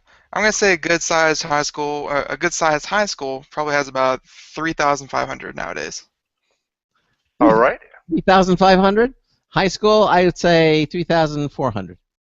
Are you sure you don't want to say 3,499? No, the correct answer is 170. What? Really? A very small high school, I guess. I'm right. I win. I was right. Oh, sadly. You were only off by 3,230, but you were the closest. I was the closest. Wow. See, I thought it'd be like a decent-sized high school. That's cool. I would think so too. Yes. Apparently, I guess it's a very specialized one. Yeah. So that puts. Let's see. We have 2 for Craig and 1 for Ben. Yeah, Jonathan has the score wrong. Yeah. No, Jonathan has it with a +/- 1 for the laugh at the beginning. Oh, he's wise. He's keeping track of that for me. I like that. You see how close Star Fortress was on the RAM? Yeah, he said 5 gigs when it was 5.5. It was 5.5. Yeah, he looked it up. We need to do this. I doubt it. We need to do this in the chat room and let them, get some scores here. All right. So number 4, we're 2 for Craig, 1 for Ben. Question number 4 is CAPTCHA has been referred to as the reverse Turing test. The reverse Turing test. The Turing test of figuring out if a computer can trick a person. This is a reverse one where we're trying to determine if they're human. Mm-hmm. So in what year was the Turing test introduced? That's me first, right? It is indeed, yes. Yeah. It was in the 40s, I think. I would say 1945 or something like that. Which was before people were born. Yeah. And Ben, when would you say that was? When the Turing test came out? Yes, sir. Oh man, I'm gonna say 1953. People were done with the war. They were booming. 1953. People were having high thoughts. The correct answer is 1950. So I win. Is Ben. That's right. Ben is closer. It's closer. Okay. 1950, the Turing test. It was a paper was written by Dr. Turing about that. The war just ended. People are busy. Yeah. That's good thinking. I like the way you think. And I, Robot by Isaac Asimov was published around the same time. How many pages did that have? We talked about iRobot a little earlier. You did, yeah. This is the book that it was based on. So going to Ben, how many pages long was the iRobot book? Did you read it? The Robot's Dream of Electric Sheep. Yeah. Ooh, good. Well done. Yeah. Thank you. I never read it. You knew the title though. I'm gonna say 400. And Craig? 399. What a jerk. The correct answer is 253. I win! Yeah! So that gives us 3 Craig and 2 for Ben, with 2 questions remaining.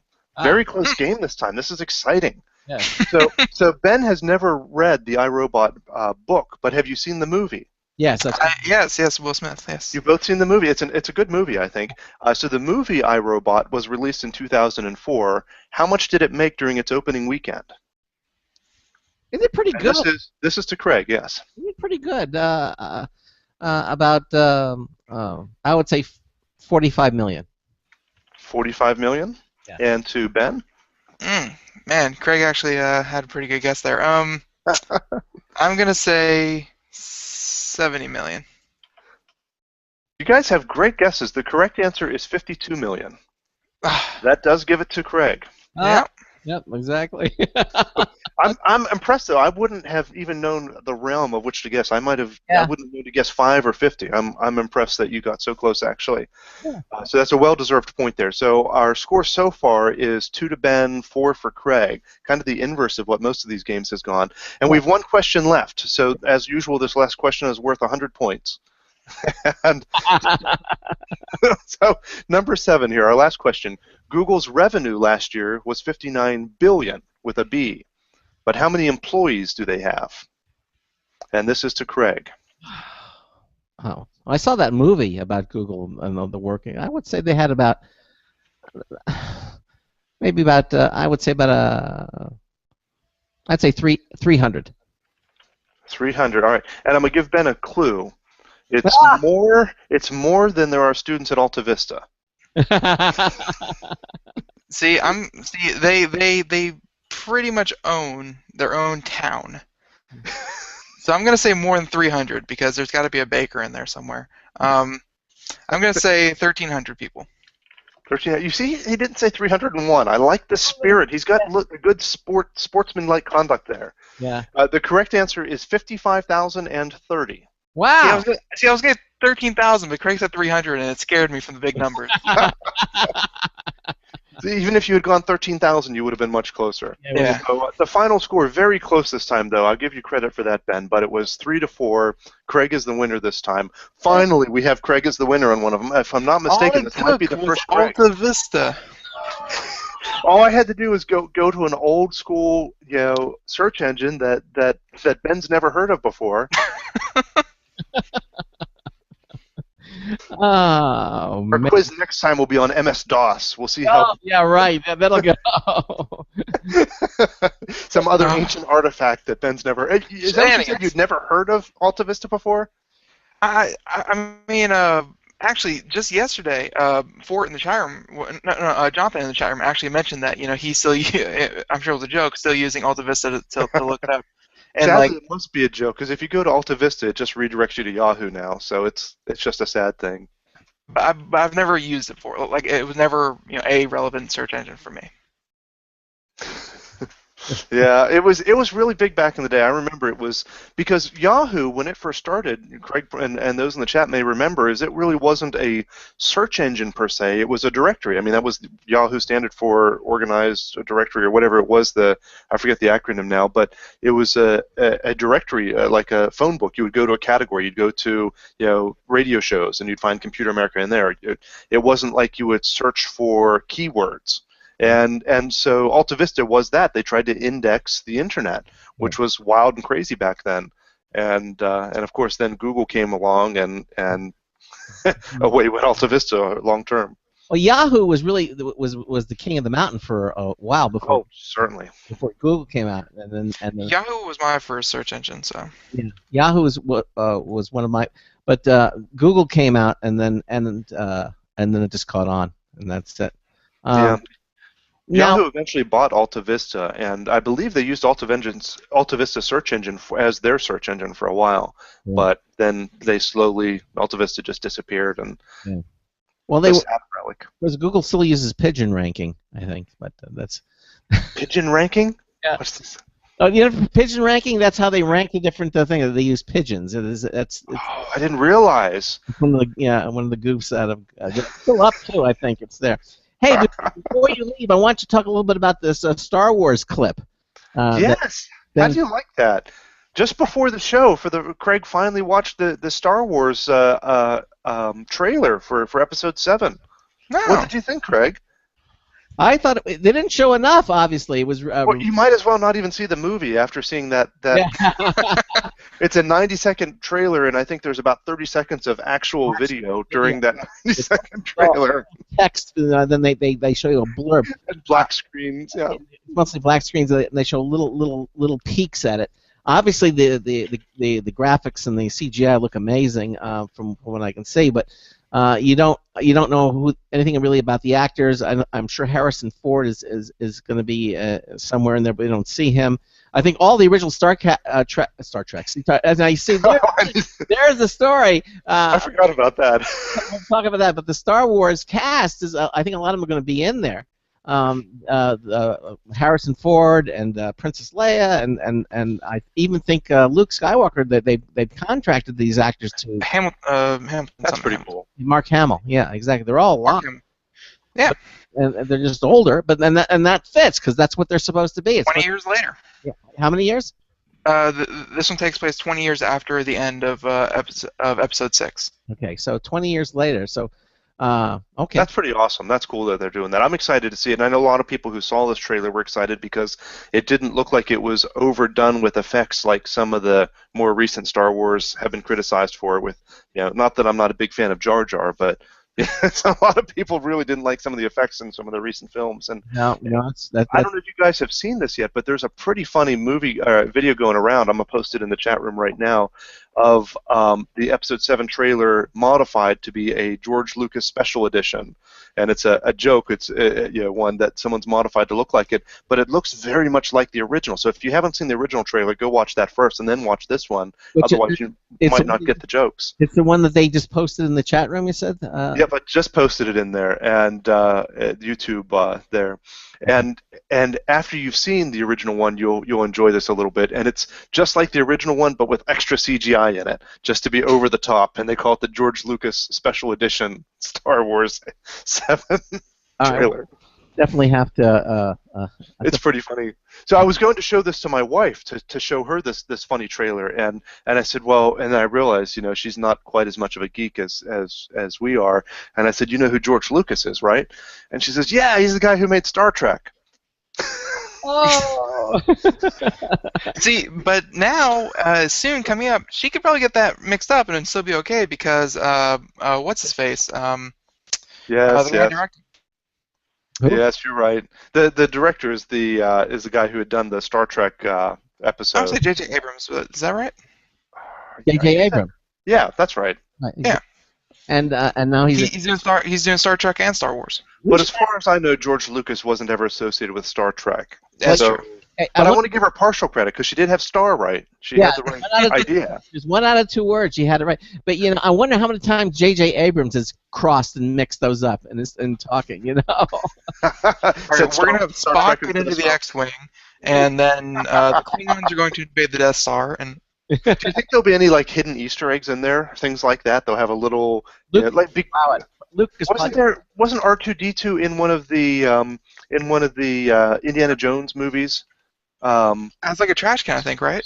R2. Someone in the chat room back me up on this. R2D2, Indiana Jones. I think there's little Easter eggs in there about that, where in some of the hieroglyphics, he's actually in Raiders of the Lost Ark. They got R2D2 in one of the hieroglyphics. Oh my gosh, I haven't noticed that. I think that's a real thing. I'm trying to find evidence, or you can just take my word for it. Assume that I don't make things up and that this is true. It's true. Okay, R2D2 and C-3PO were actually in the hieroglyphs. Thank you. And you can post that in the chat if you want. That way others can see the evidence of it. Because it's kind of funny to see the hieroglyphs. I'm trying to find a picture of it, but I'm not right now. But that's why we have Ben. He's faster than I am. I got it right here. I'm trying to use Alta Vista, and I'm having a hard time finding what I'm looking for. It's just not working. Which movie was it? Was the first one the Raiders or what? Raiders of Raiders of the Lost Ark. Yeah, it's kind of hard to see in that screen grab, but you can definitely spot it. R2D2 is right in the middle, and C-3PO is on the right of him. But yeah. Oh yeah, I'm looking at it. There it is, and that's actually an image from the movie. Yeah, that's right. Wow. Isn't that kind of funny? It is. So I'm expecting that there will be something like that in the Star Wars, right? They've got to put a little nod to Star Trek in there. Maybe. For sure. Maybe not. I think it would be cute if they did. Something subtle like that, you have to pause to see it, but anyhow. Yeah. You'd have to pause the movie to see. You probably wouldn't notice that. I'll give them a call and tell them my idea. Exactly. What is this next one you've... Now, is that one real, that second one? What is Come that? on now. That wasn't from you, Ben. That was from Star Fortress. Is that one real? I have no idea. He posted an image there. I don't know if you guys see it there, screen grab from the Star Trek yeah, I don't bridge looking out there, and there's R2D2 floating in space. I'm not sure if someone didn't Photoshop that one in there. I'm not buying that. They would. But Jonathan is right. You see in the chat room, Pac-Man was in the first Tron movie. That's true. Yeah. There's all these little Easter eggs you wouldn't notice. Oh, there you go. See, Jonathan posted a great screen grab there of the Indiana Jones. See, you guys, those of you listening on the radio have to look that up. Look up the R2D2 and Indiana Jones and see that we're not crazy. No, exactly. Well, Mike, I want to thank you for being here with us. You stuck it out to the second half hour. Hey, my pleasure. It's always a lot of fun, guys. It's a lot of fun, and we'll catch you next month. Okay? Right on. Yep, I'll be there. You got it. I'll find another fun quiz for you. We'll see you at New Year's. Okay? Take care. All right. Happy holidays. I'll see you later. Computer America. We'll be right back. Looking for a best friend? Brother Wolf Animal Rescue has your best friend waiting just for you. The mission is to protect and enhance the lives of companion animals and the people who love them. Their no-kill rescue shelter is open year-round, making it easy for people to adopt their best new friend. This year, Brother Wolf will find homes for over 2,400 orphan dogs, puppies, cats, and kittens. All have ended up as an orphan through no fault of their own. Brother Wolf has created a safe, nurturing environment where these special animals can heal emotionally and physically until they find a lifelong home. Their life-saving transport program brings dogs and puppies from overcrowded shelters in the south to rescues in the north where homes are easier to find. Brother Wolf Animal Rescue is a 501c3 organization. To learn more about their life-saving work and to make a donation, visit their website at www.bwar.org. That's www.bwar.org. Help to realize Brother Wolf's vision when no animal is euthanized for lack of a home. Who's a good boy?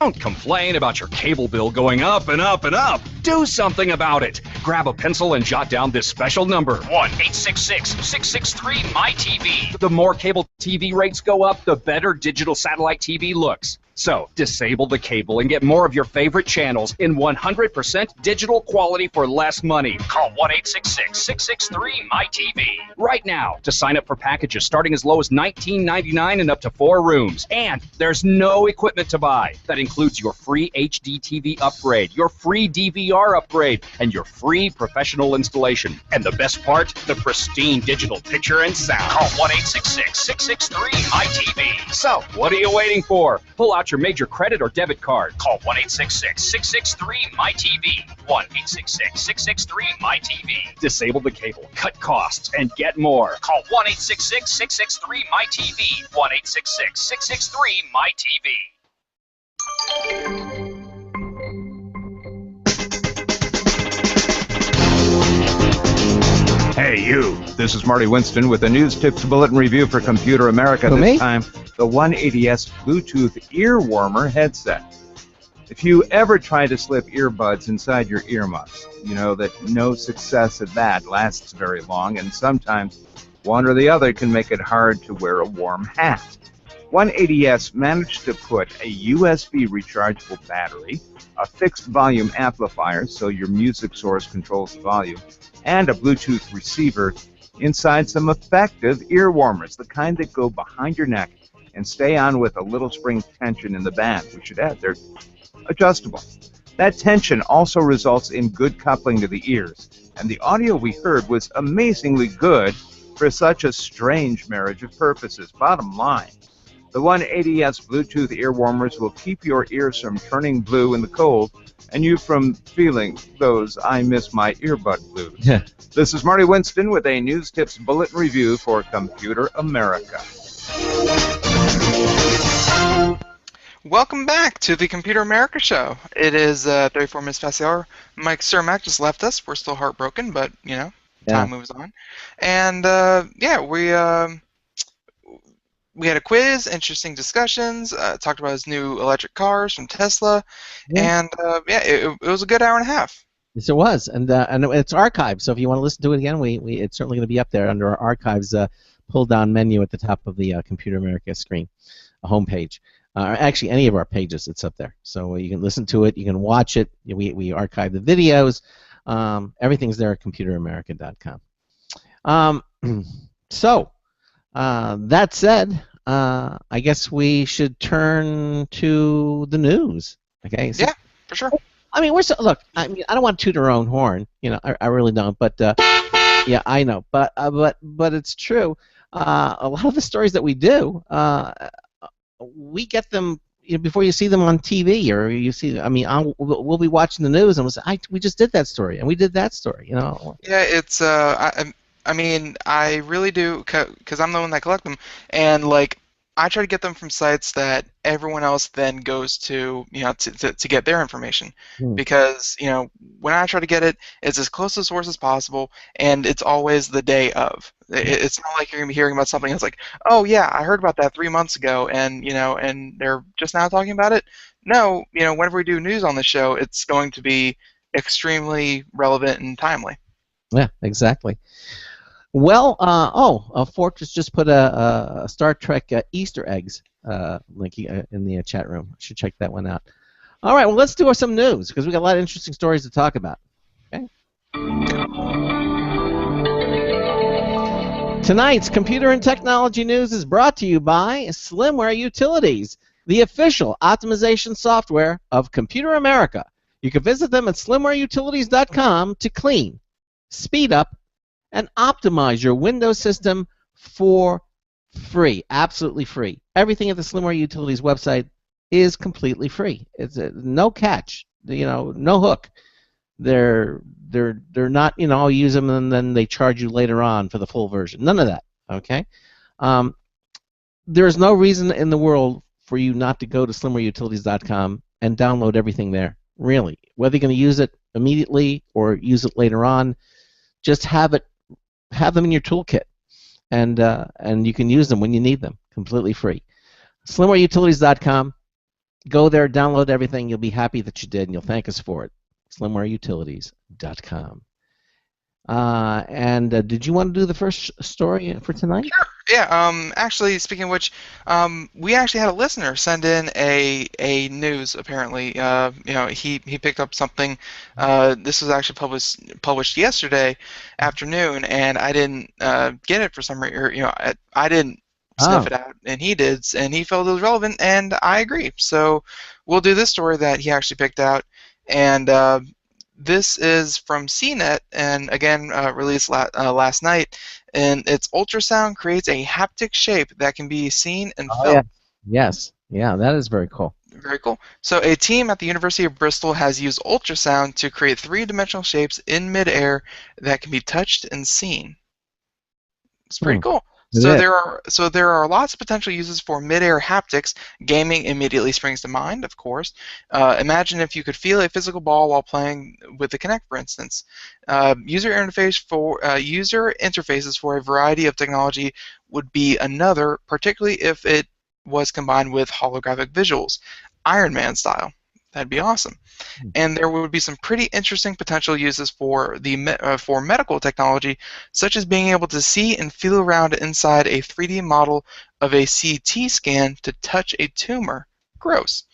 A new method of haptic feedback has been invented by a team of researchers at the University of Bristol's Department of Computer Science. Rather than puffs of air, as developed by Disney Research, it uses a technology usually used for imaging, for visualizing the unseen, ultrasound. So it's all, and they said that ultrasound is possible to focus complex patterns in such a way that it causes air disturbance. It is the property of ultrasound that the researchers have tapped to create 3D haptic shapes in midair. Users can feel those air disturbances on the skin.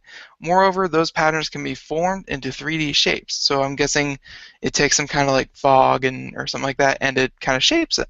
Have you watched the movie? Because I watched it yesterday. No, I didn't watch the video. Yeah, it's very cool how it's working. It's like you're moving a circle of puff, like a smoke. It's like made out of smoke. Very. Well, I'm sure it's like not smoke, but yeah. No, but it's very ethereal, but it evidently it's very cool looking. You should watch it. Yep. So it's probably don't have to go through the whole this whole article to get the gist of what it is, but I mean it's if nothing else, it's a one step closer to Iron Man, one step closer to just the holy grail of 3D imaging in midair. Yeah. Which is, sounds so sci-fi, sounds so futuristic, but I want it now. Yeah. I want it. You want it now? Okay, well, maybe you'll get it eventually. This is a story that I wanted to do from Maximum PC. Bluetooth. There's a better Bluetooth on the way. Bluetooth 4.2 specification is faster, smarter, and more secure. So as we approach an era that will be dominated by the Internet of Things, the Bluetooth Special Interest Group announced the new Bluetooth 4.2 specification with several promising new features and updates. It comes a year after the certified Bluetooth 4.1, and with this latest update, Bluetooth sees improvements in several different areas, including a new direct Internet access feature. Okay? Feature. Bluetooth 4.2 is all about continuing to make Bluetooth smart and the best solution to connect all technology in your life, from personal sensors to your connected home. In addition to the improvements to the specification itself, the new profile known as IPSP enables IPv6 for Bluetooth. Okay, so that'll open up a whole new area of device connectivity. Bluetooth Smart is the only technology that can scale with the market, provide developers with the flexibility to innovate, and be the foundations of the Internet of Things. It's also a faster spec. By increasing the capacity of Bluetooth Smart packets, devices can transfer data up to 2.5 times faster than with previous versions. Okay, and also results in fewer transmission errors and a longer battery life for Bluetooth devices. And the other big thing is privacy. Okay, the new privacy features protect mobile users from being tracked through the Bluetooth gadget. That means if you enter a store with beacons, they won't be able to engage you with and track your Bluetooth device unless you've enabled permission, which I think is pretty cool. Exactly. Very cool indeed. It is. Okay. Bluetooth, and I mean, stuff like this have to be good because Bluetooth is coming in everything nowadays. Seems like, you know, it's just the new way that everything's connecting to one another is Bluetooth, which honestly, I didn't think it would. I thought Bluetooth was going to die out because it came out, you know, pretty close to a decade ago, and it didn't really catch on until just recently. Really? Yeah. That's been around for a while. Bluetooth has been around for a while, but I thought it was going to die out because, you know, it wasn't really catching on. It was like the closest, you know, like the really only relevant use for Bluetooth used to be for those cell phone headsets, like the cell phone, you know, clip onto the ear, the Bluetooth headsets for phones. Right. Yeah, exactly. But nowadays, Bluetooth is coming in everything because everything, you know, they had to have made it better because now everything can pair with it with everything else just by being near it. That's true. That's true. So that's good. Yep, yeah. How about this one? We're gonna do. Where is it? No. Okay, this is a fun one that everyone had to report on because it's viral, Gangnam Style, and apparently it broke the internet today. So YouTube's views counter couldn't handle such a big number. This month, it's South Korean pop star Psy's turn to break the internet. Psy's viral Gangnam Style music video has reached a view count so high that YouTube had to update its counter, the streaming service said Monday on its Google Plus page. Quote, "We never thought a video would be watched in numbers greater than a 32-bit integer, or 2,147,483,647 times. But that was before we met Psy." The Google-owned company wrote, "Gangnam Style has been viewed so many times we've had to upgrade." Yeah. Wow. So Gangnam Style, the most viewed video ahead of Justin Bieber's Baby, has been viewed as of Wednesday morning more than 2.15 billion times. Wow. So is that the most watched YouTube video in the history of YouTube? Probably the most watched video ever in the history of anything. Wow. Yeah, they're calling it the most viewed YouTube video, even ahead of Justin Bieber's Baby. Yep. Yeah. And I mean, Justin Bieber's Baby, I think that has.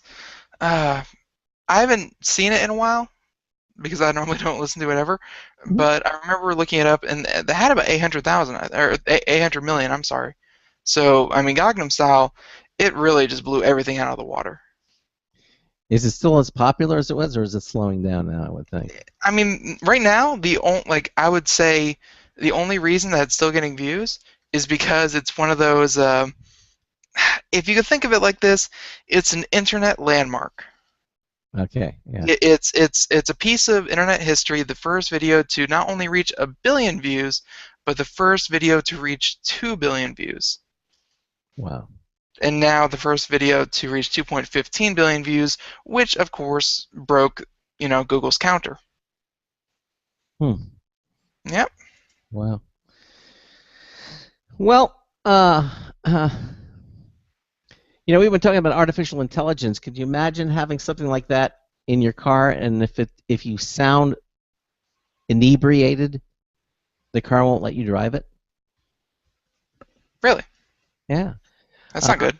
Yeah. No, it's good. It means you can't drive when you're drunk. Well, I mean, like, could you fake it out? It's like, oh, no, the car, I'm not drunk. Don't worry about a car. Well, but as you know, most people don't exactly talk the same when they're intoxicated. And evidently, some scientists are now attempting to gather enough information to accurately predict a person's drunkenness based on a simple conversation. Scientists in Germany, they should know, created the first database of drunk speech patterns, calling the alcohol language corpus, which they put together by getting people drunk and having conversations with them in the passenger seat of a stopped car. Okay. Plausibly, they speculate that eventually the recognition system will be developed into a tech device that could be installed in cars and prevent people from driving drunk. The idea is your car will be able to detect if the driver has been drinking by asking the driver a few questions and analyzing the responses. If the driver is intoxicated, the car can prevent them from driving while drunk. But as they say, it's a there are breathalyzer devices in cars now that will prevent people from driving drunk right now. I mean, I'm not sure what the purpose of this. I mean, it's different, but a breathalyzer is going to be far more accurate. It's going to measure the. But I mean, like the breathalyzer, I think that only gets in your car if you have a court order and you've been arrested before. This would probably be some kind of like passive listening. Yep. That would just be built into the software of cars. Yeah. Not every car is going to come with a breathalyzer that you have to blow into a tube just to start the car up. Well, right now it's not working that well anyway. The algorithm to detect drunkenness was only right 73% of the time. So, whereas with the other technology like the breathalyzer-based ignition interlock systems that automatically test the driver's blood alcohol content are much further along. But of course, having a card that can tell you you're drunk, let me call you a cab, that really is another realm of possibility either. So.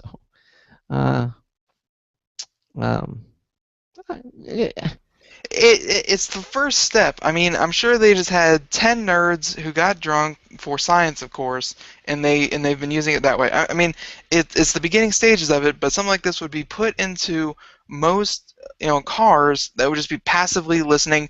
If you're talking with the passenger, if you're just talking around it, if you're talking to a phone, I mean, something like that. It could listen to your speech and say, okay, pull the car over. You're drunk. You shouldn't be driving. Here's a cab. Mm-hmm. Okay. Something like that. It's not perfect, but I mean, it just came out. Yeah. It's got a ways to go. It's got a ways to go. Yeah. All right.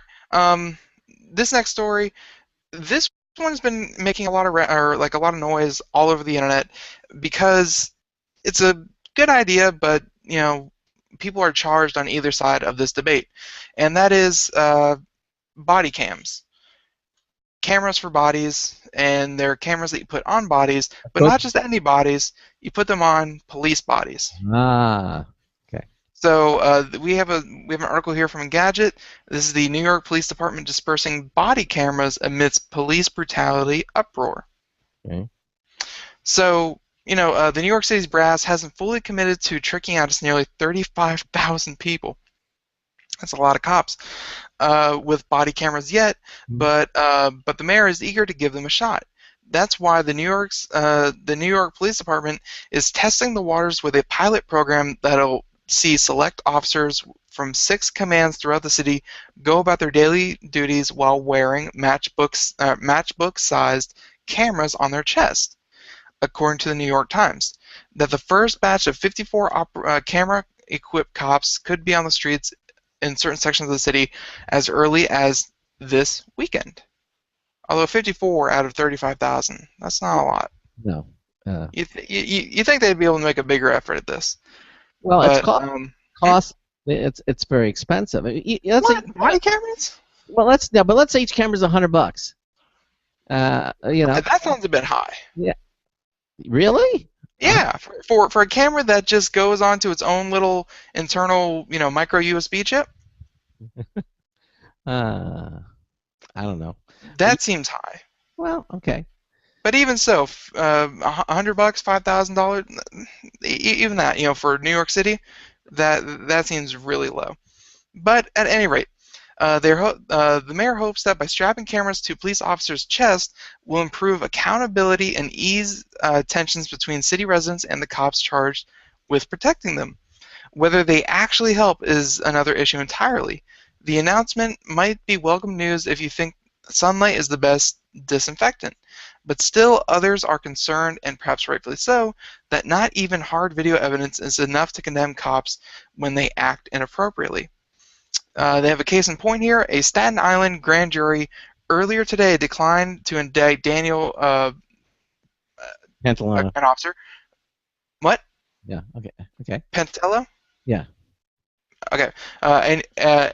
A New York City Police Department officer who was caught on video ensnaring 43-year-old Eric Garner in what appeared to be a chokehold before other officers helped subdue him. The entire ordeal lasted a few minutes, and by the end of it, Garner was pronounced dead. Ooh. That the whole thing was caught on video is par for the course these days. Would it really make a difference if the officer involved were wearing cameras instead of being filmed by the external ones? In some cases, sure, but there's a growing number of people, especially on Twitter, who don't think a push for more tech-laden cops will change the real crucial underlying problem across the country. Mm-hmm. And they have a whole bunch of Twitter comments here saying that it's more of don't hire unstable cops and things like that. But yeah, the whole debate of whether or not to equip police officers with body cameras, it's gotten a lot of traction lately. I know that California is doing it. New York City is obviously trying it. Many places are, and in Canada, I think, is doing it as well.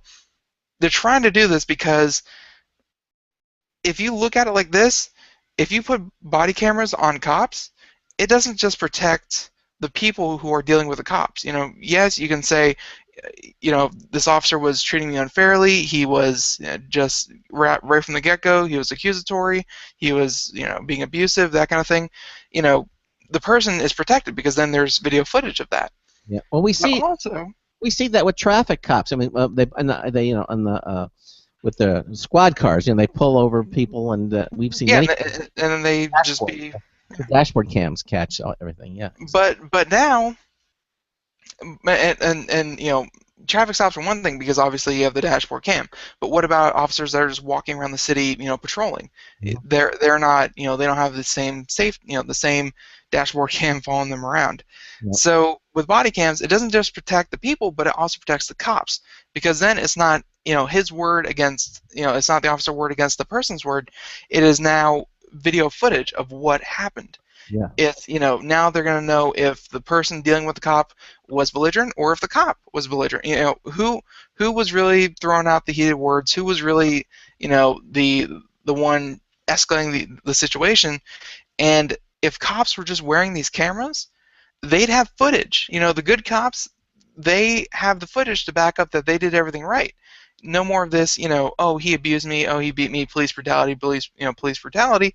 They have video evidence. Do they work like the dashboard cams? I mean, how long do they keep the video? Is it 24 hours, and then they just? What they're supposed to do is you can clip them on to your, you're supposed to clip them onto your chest, so all video is shot from chest high, so you can see people's faces and things like that, and it has a little plastic switch on the front of it, and the resting position is up, and it covers the lens of the camera, and it shows that it's not filming anything, and it's not turned on, it's not anything, and then as soon as you take that little plastic switch and you slide it down, it exposes the camera lens and it turns it on, and it starts recording from that second.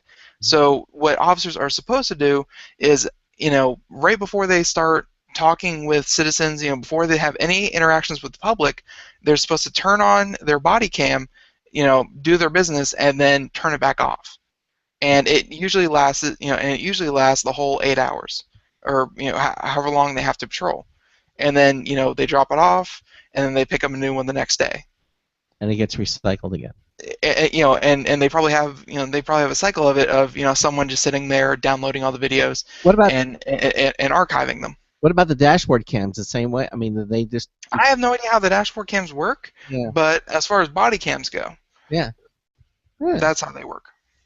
That's very cool. I think that might, instead of having. But especially lately, there's so much stuff in the news going on about how poorly police officers treat people, how wrong these traffic stops, arrests, how wrong they go. Mm-hmm. And if more of them had body cams, you could really see what was going on. You didn't you don't have to take anyone's word for it. Nope.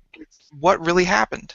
So from a tech perspective, expect to see hopefully more and more cops wearing these body cams. I think that's a good thing. Yeah. Yeah. I think that it'll clear up a lot of ambiguities. I mean, it doesn't just protect the people; it protects the cops. If they do, if they're doing their job right and they're handling it as best they can, it's going to be open and shut case. What happened? And they don't have to worry about it anymore. Yep, exactly. And did they say when this is going to go? It's in a trial stage right now. They're not sure when it's going to actually be. 54 cops. Again, this article was about New York City. 54 cops will be using them, I'm sure, by the end of the year. They said a few of them will have them as early as this weekend.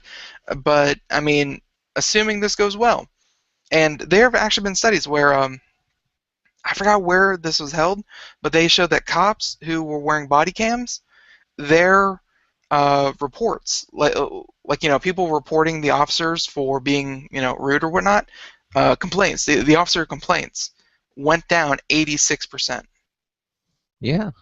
Because you can't lie and say, oh, he grabbed me and he slammed me to the ground. You can't lie about that anymore. There's video footage, so it went down 86% just because they had footage of it. And that's only with 5,000 cops. Can you imagine when they get it all 30,000?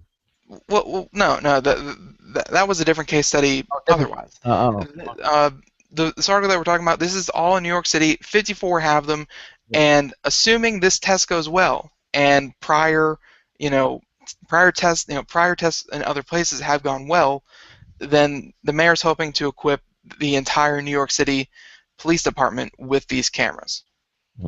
Where if a police officer interacts with the public in any way, flips a switch, turns on the camera, that's it. Well, I don't know if we have time to. Let's talk more about this, but we're pretty much out of time. Again, I want to thank Mike Cermak for being with us. It was a lot of fun, and wish him all the best with his new electric car, and we'll catch him next month. Let me just quickly say that our Logitech contest finishes 2 more days, right, Ben? Yeah. Yep. Wednesday. So go to our Logitech contest under Interact pull-down menu. You can say Enter Contest. You'll see there. It's till Friday, midnight Eastern Time when we close it down. And the 3 prizes, basically, that's it. Of course, 90 over seconds. the weekend we'll draw the 3 winning names, then we'll announce the 3 new names on Monday, and then we'll start the contest all over again. And that won't finish until 2015. So try to get your entries in now. What do we got coming up tomorrow night? We've got Eric Schoenfeld is going to be with us, and you say, well, who is that? Eric Schoenfeld is actually in charge of the executive producer of the Demo Conference. And this is a huge conference. Actually, Steve Wozniak was out at the Demo 60 seconds. in Silicon Valley. He's going to be talking about what they're showing, what they're displaying, and what's still coming to the Demo Conference. It's going to be really interesting. And then in the second hour, computer and technology news, brought to you by Slimware Utilities, the official optimization software of Computer America. I'm also looking forward to Friday's show. Pop Zera's Nathan Evans is going to be joining us, talking about all kinds of stuff. Nate's a real fun guy, and in the meantime, hope all of you have a really good evening, and Ben and I will see you tomorrow night. So until tomorrow night, this is Craig Crossman hoping that your hard disk never becomes floppy. Say goodnight, Ben.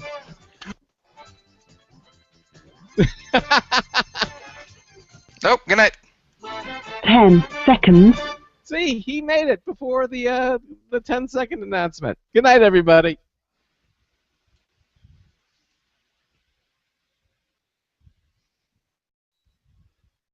Thank you for using Blog Talk Radio. Goodbye. All right. I think your timer's a little off there. I think it is. I said it before the show. It's Blog Talk's timer is off for some reason. My timer's on correctly, and I said it again before the show. I found out why it was doing what it was doing, by the way. Well, everybody's still watching. Thank you so much for watching us on Computer America, and we'll see you tomorrow. And I'll tell you what happened with the timer. Hold on, Ben. Bye.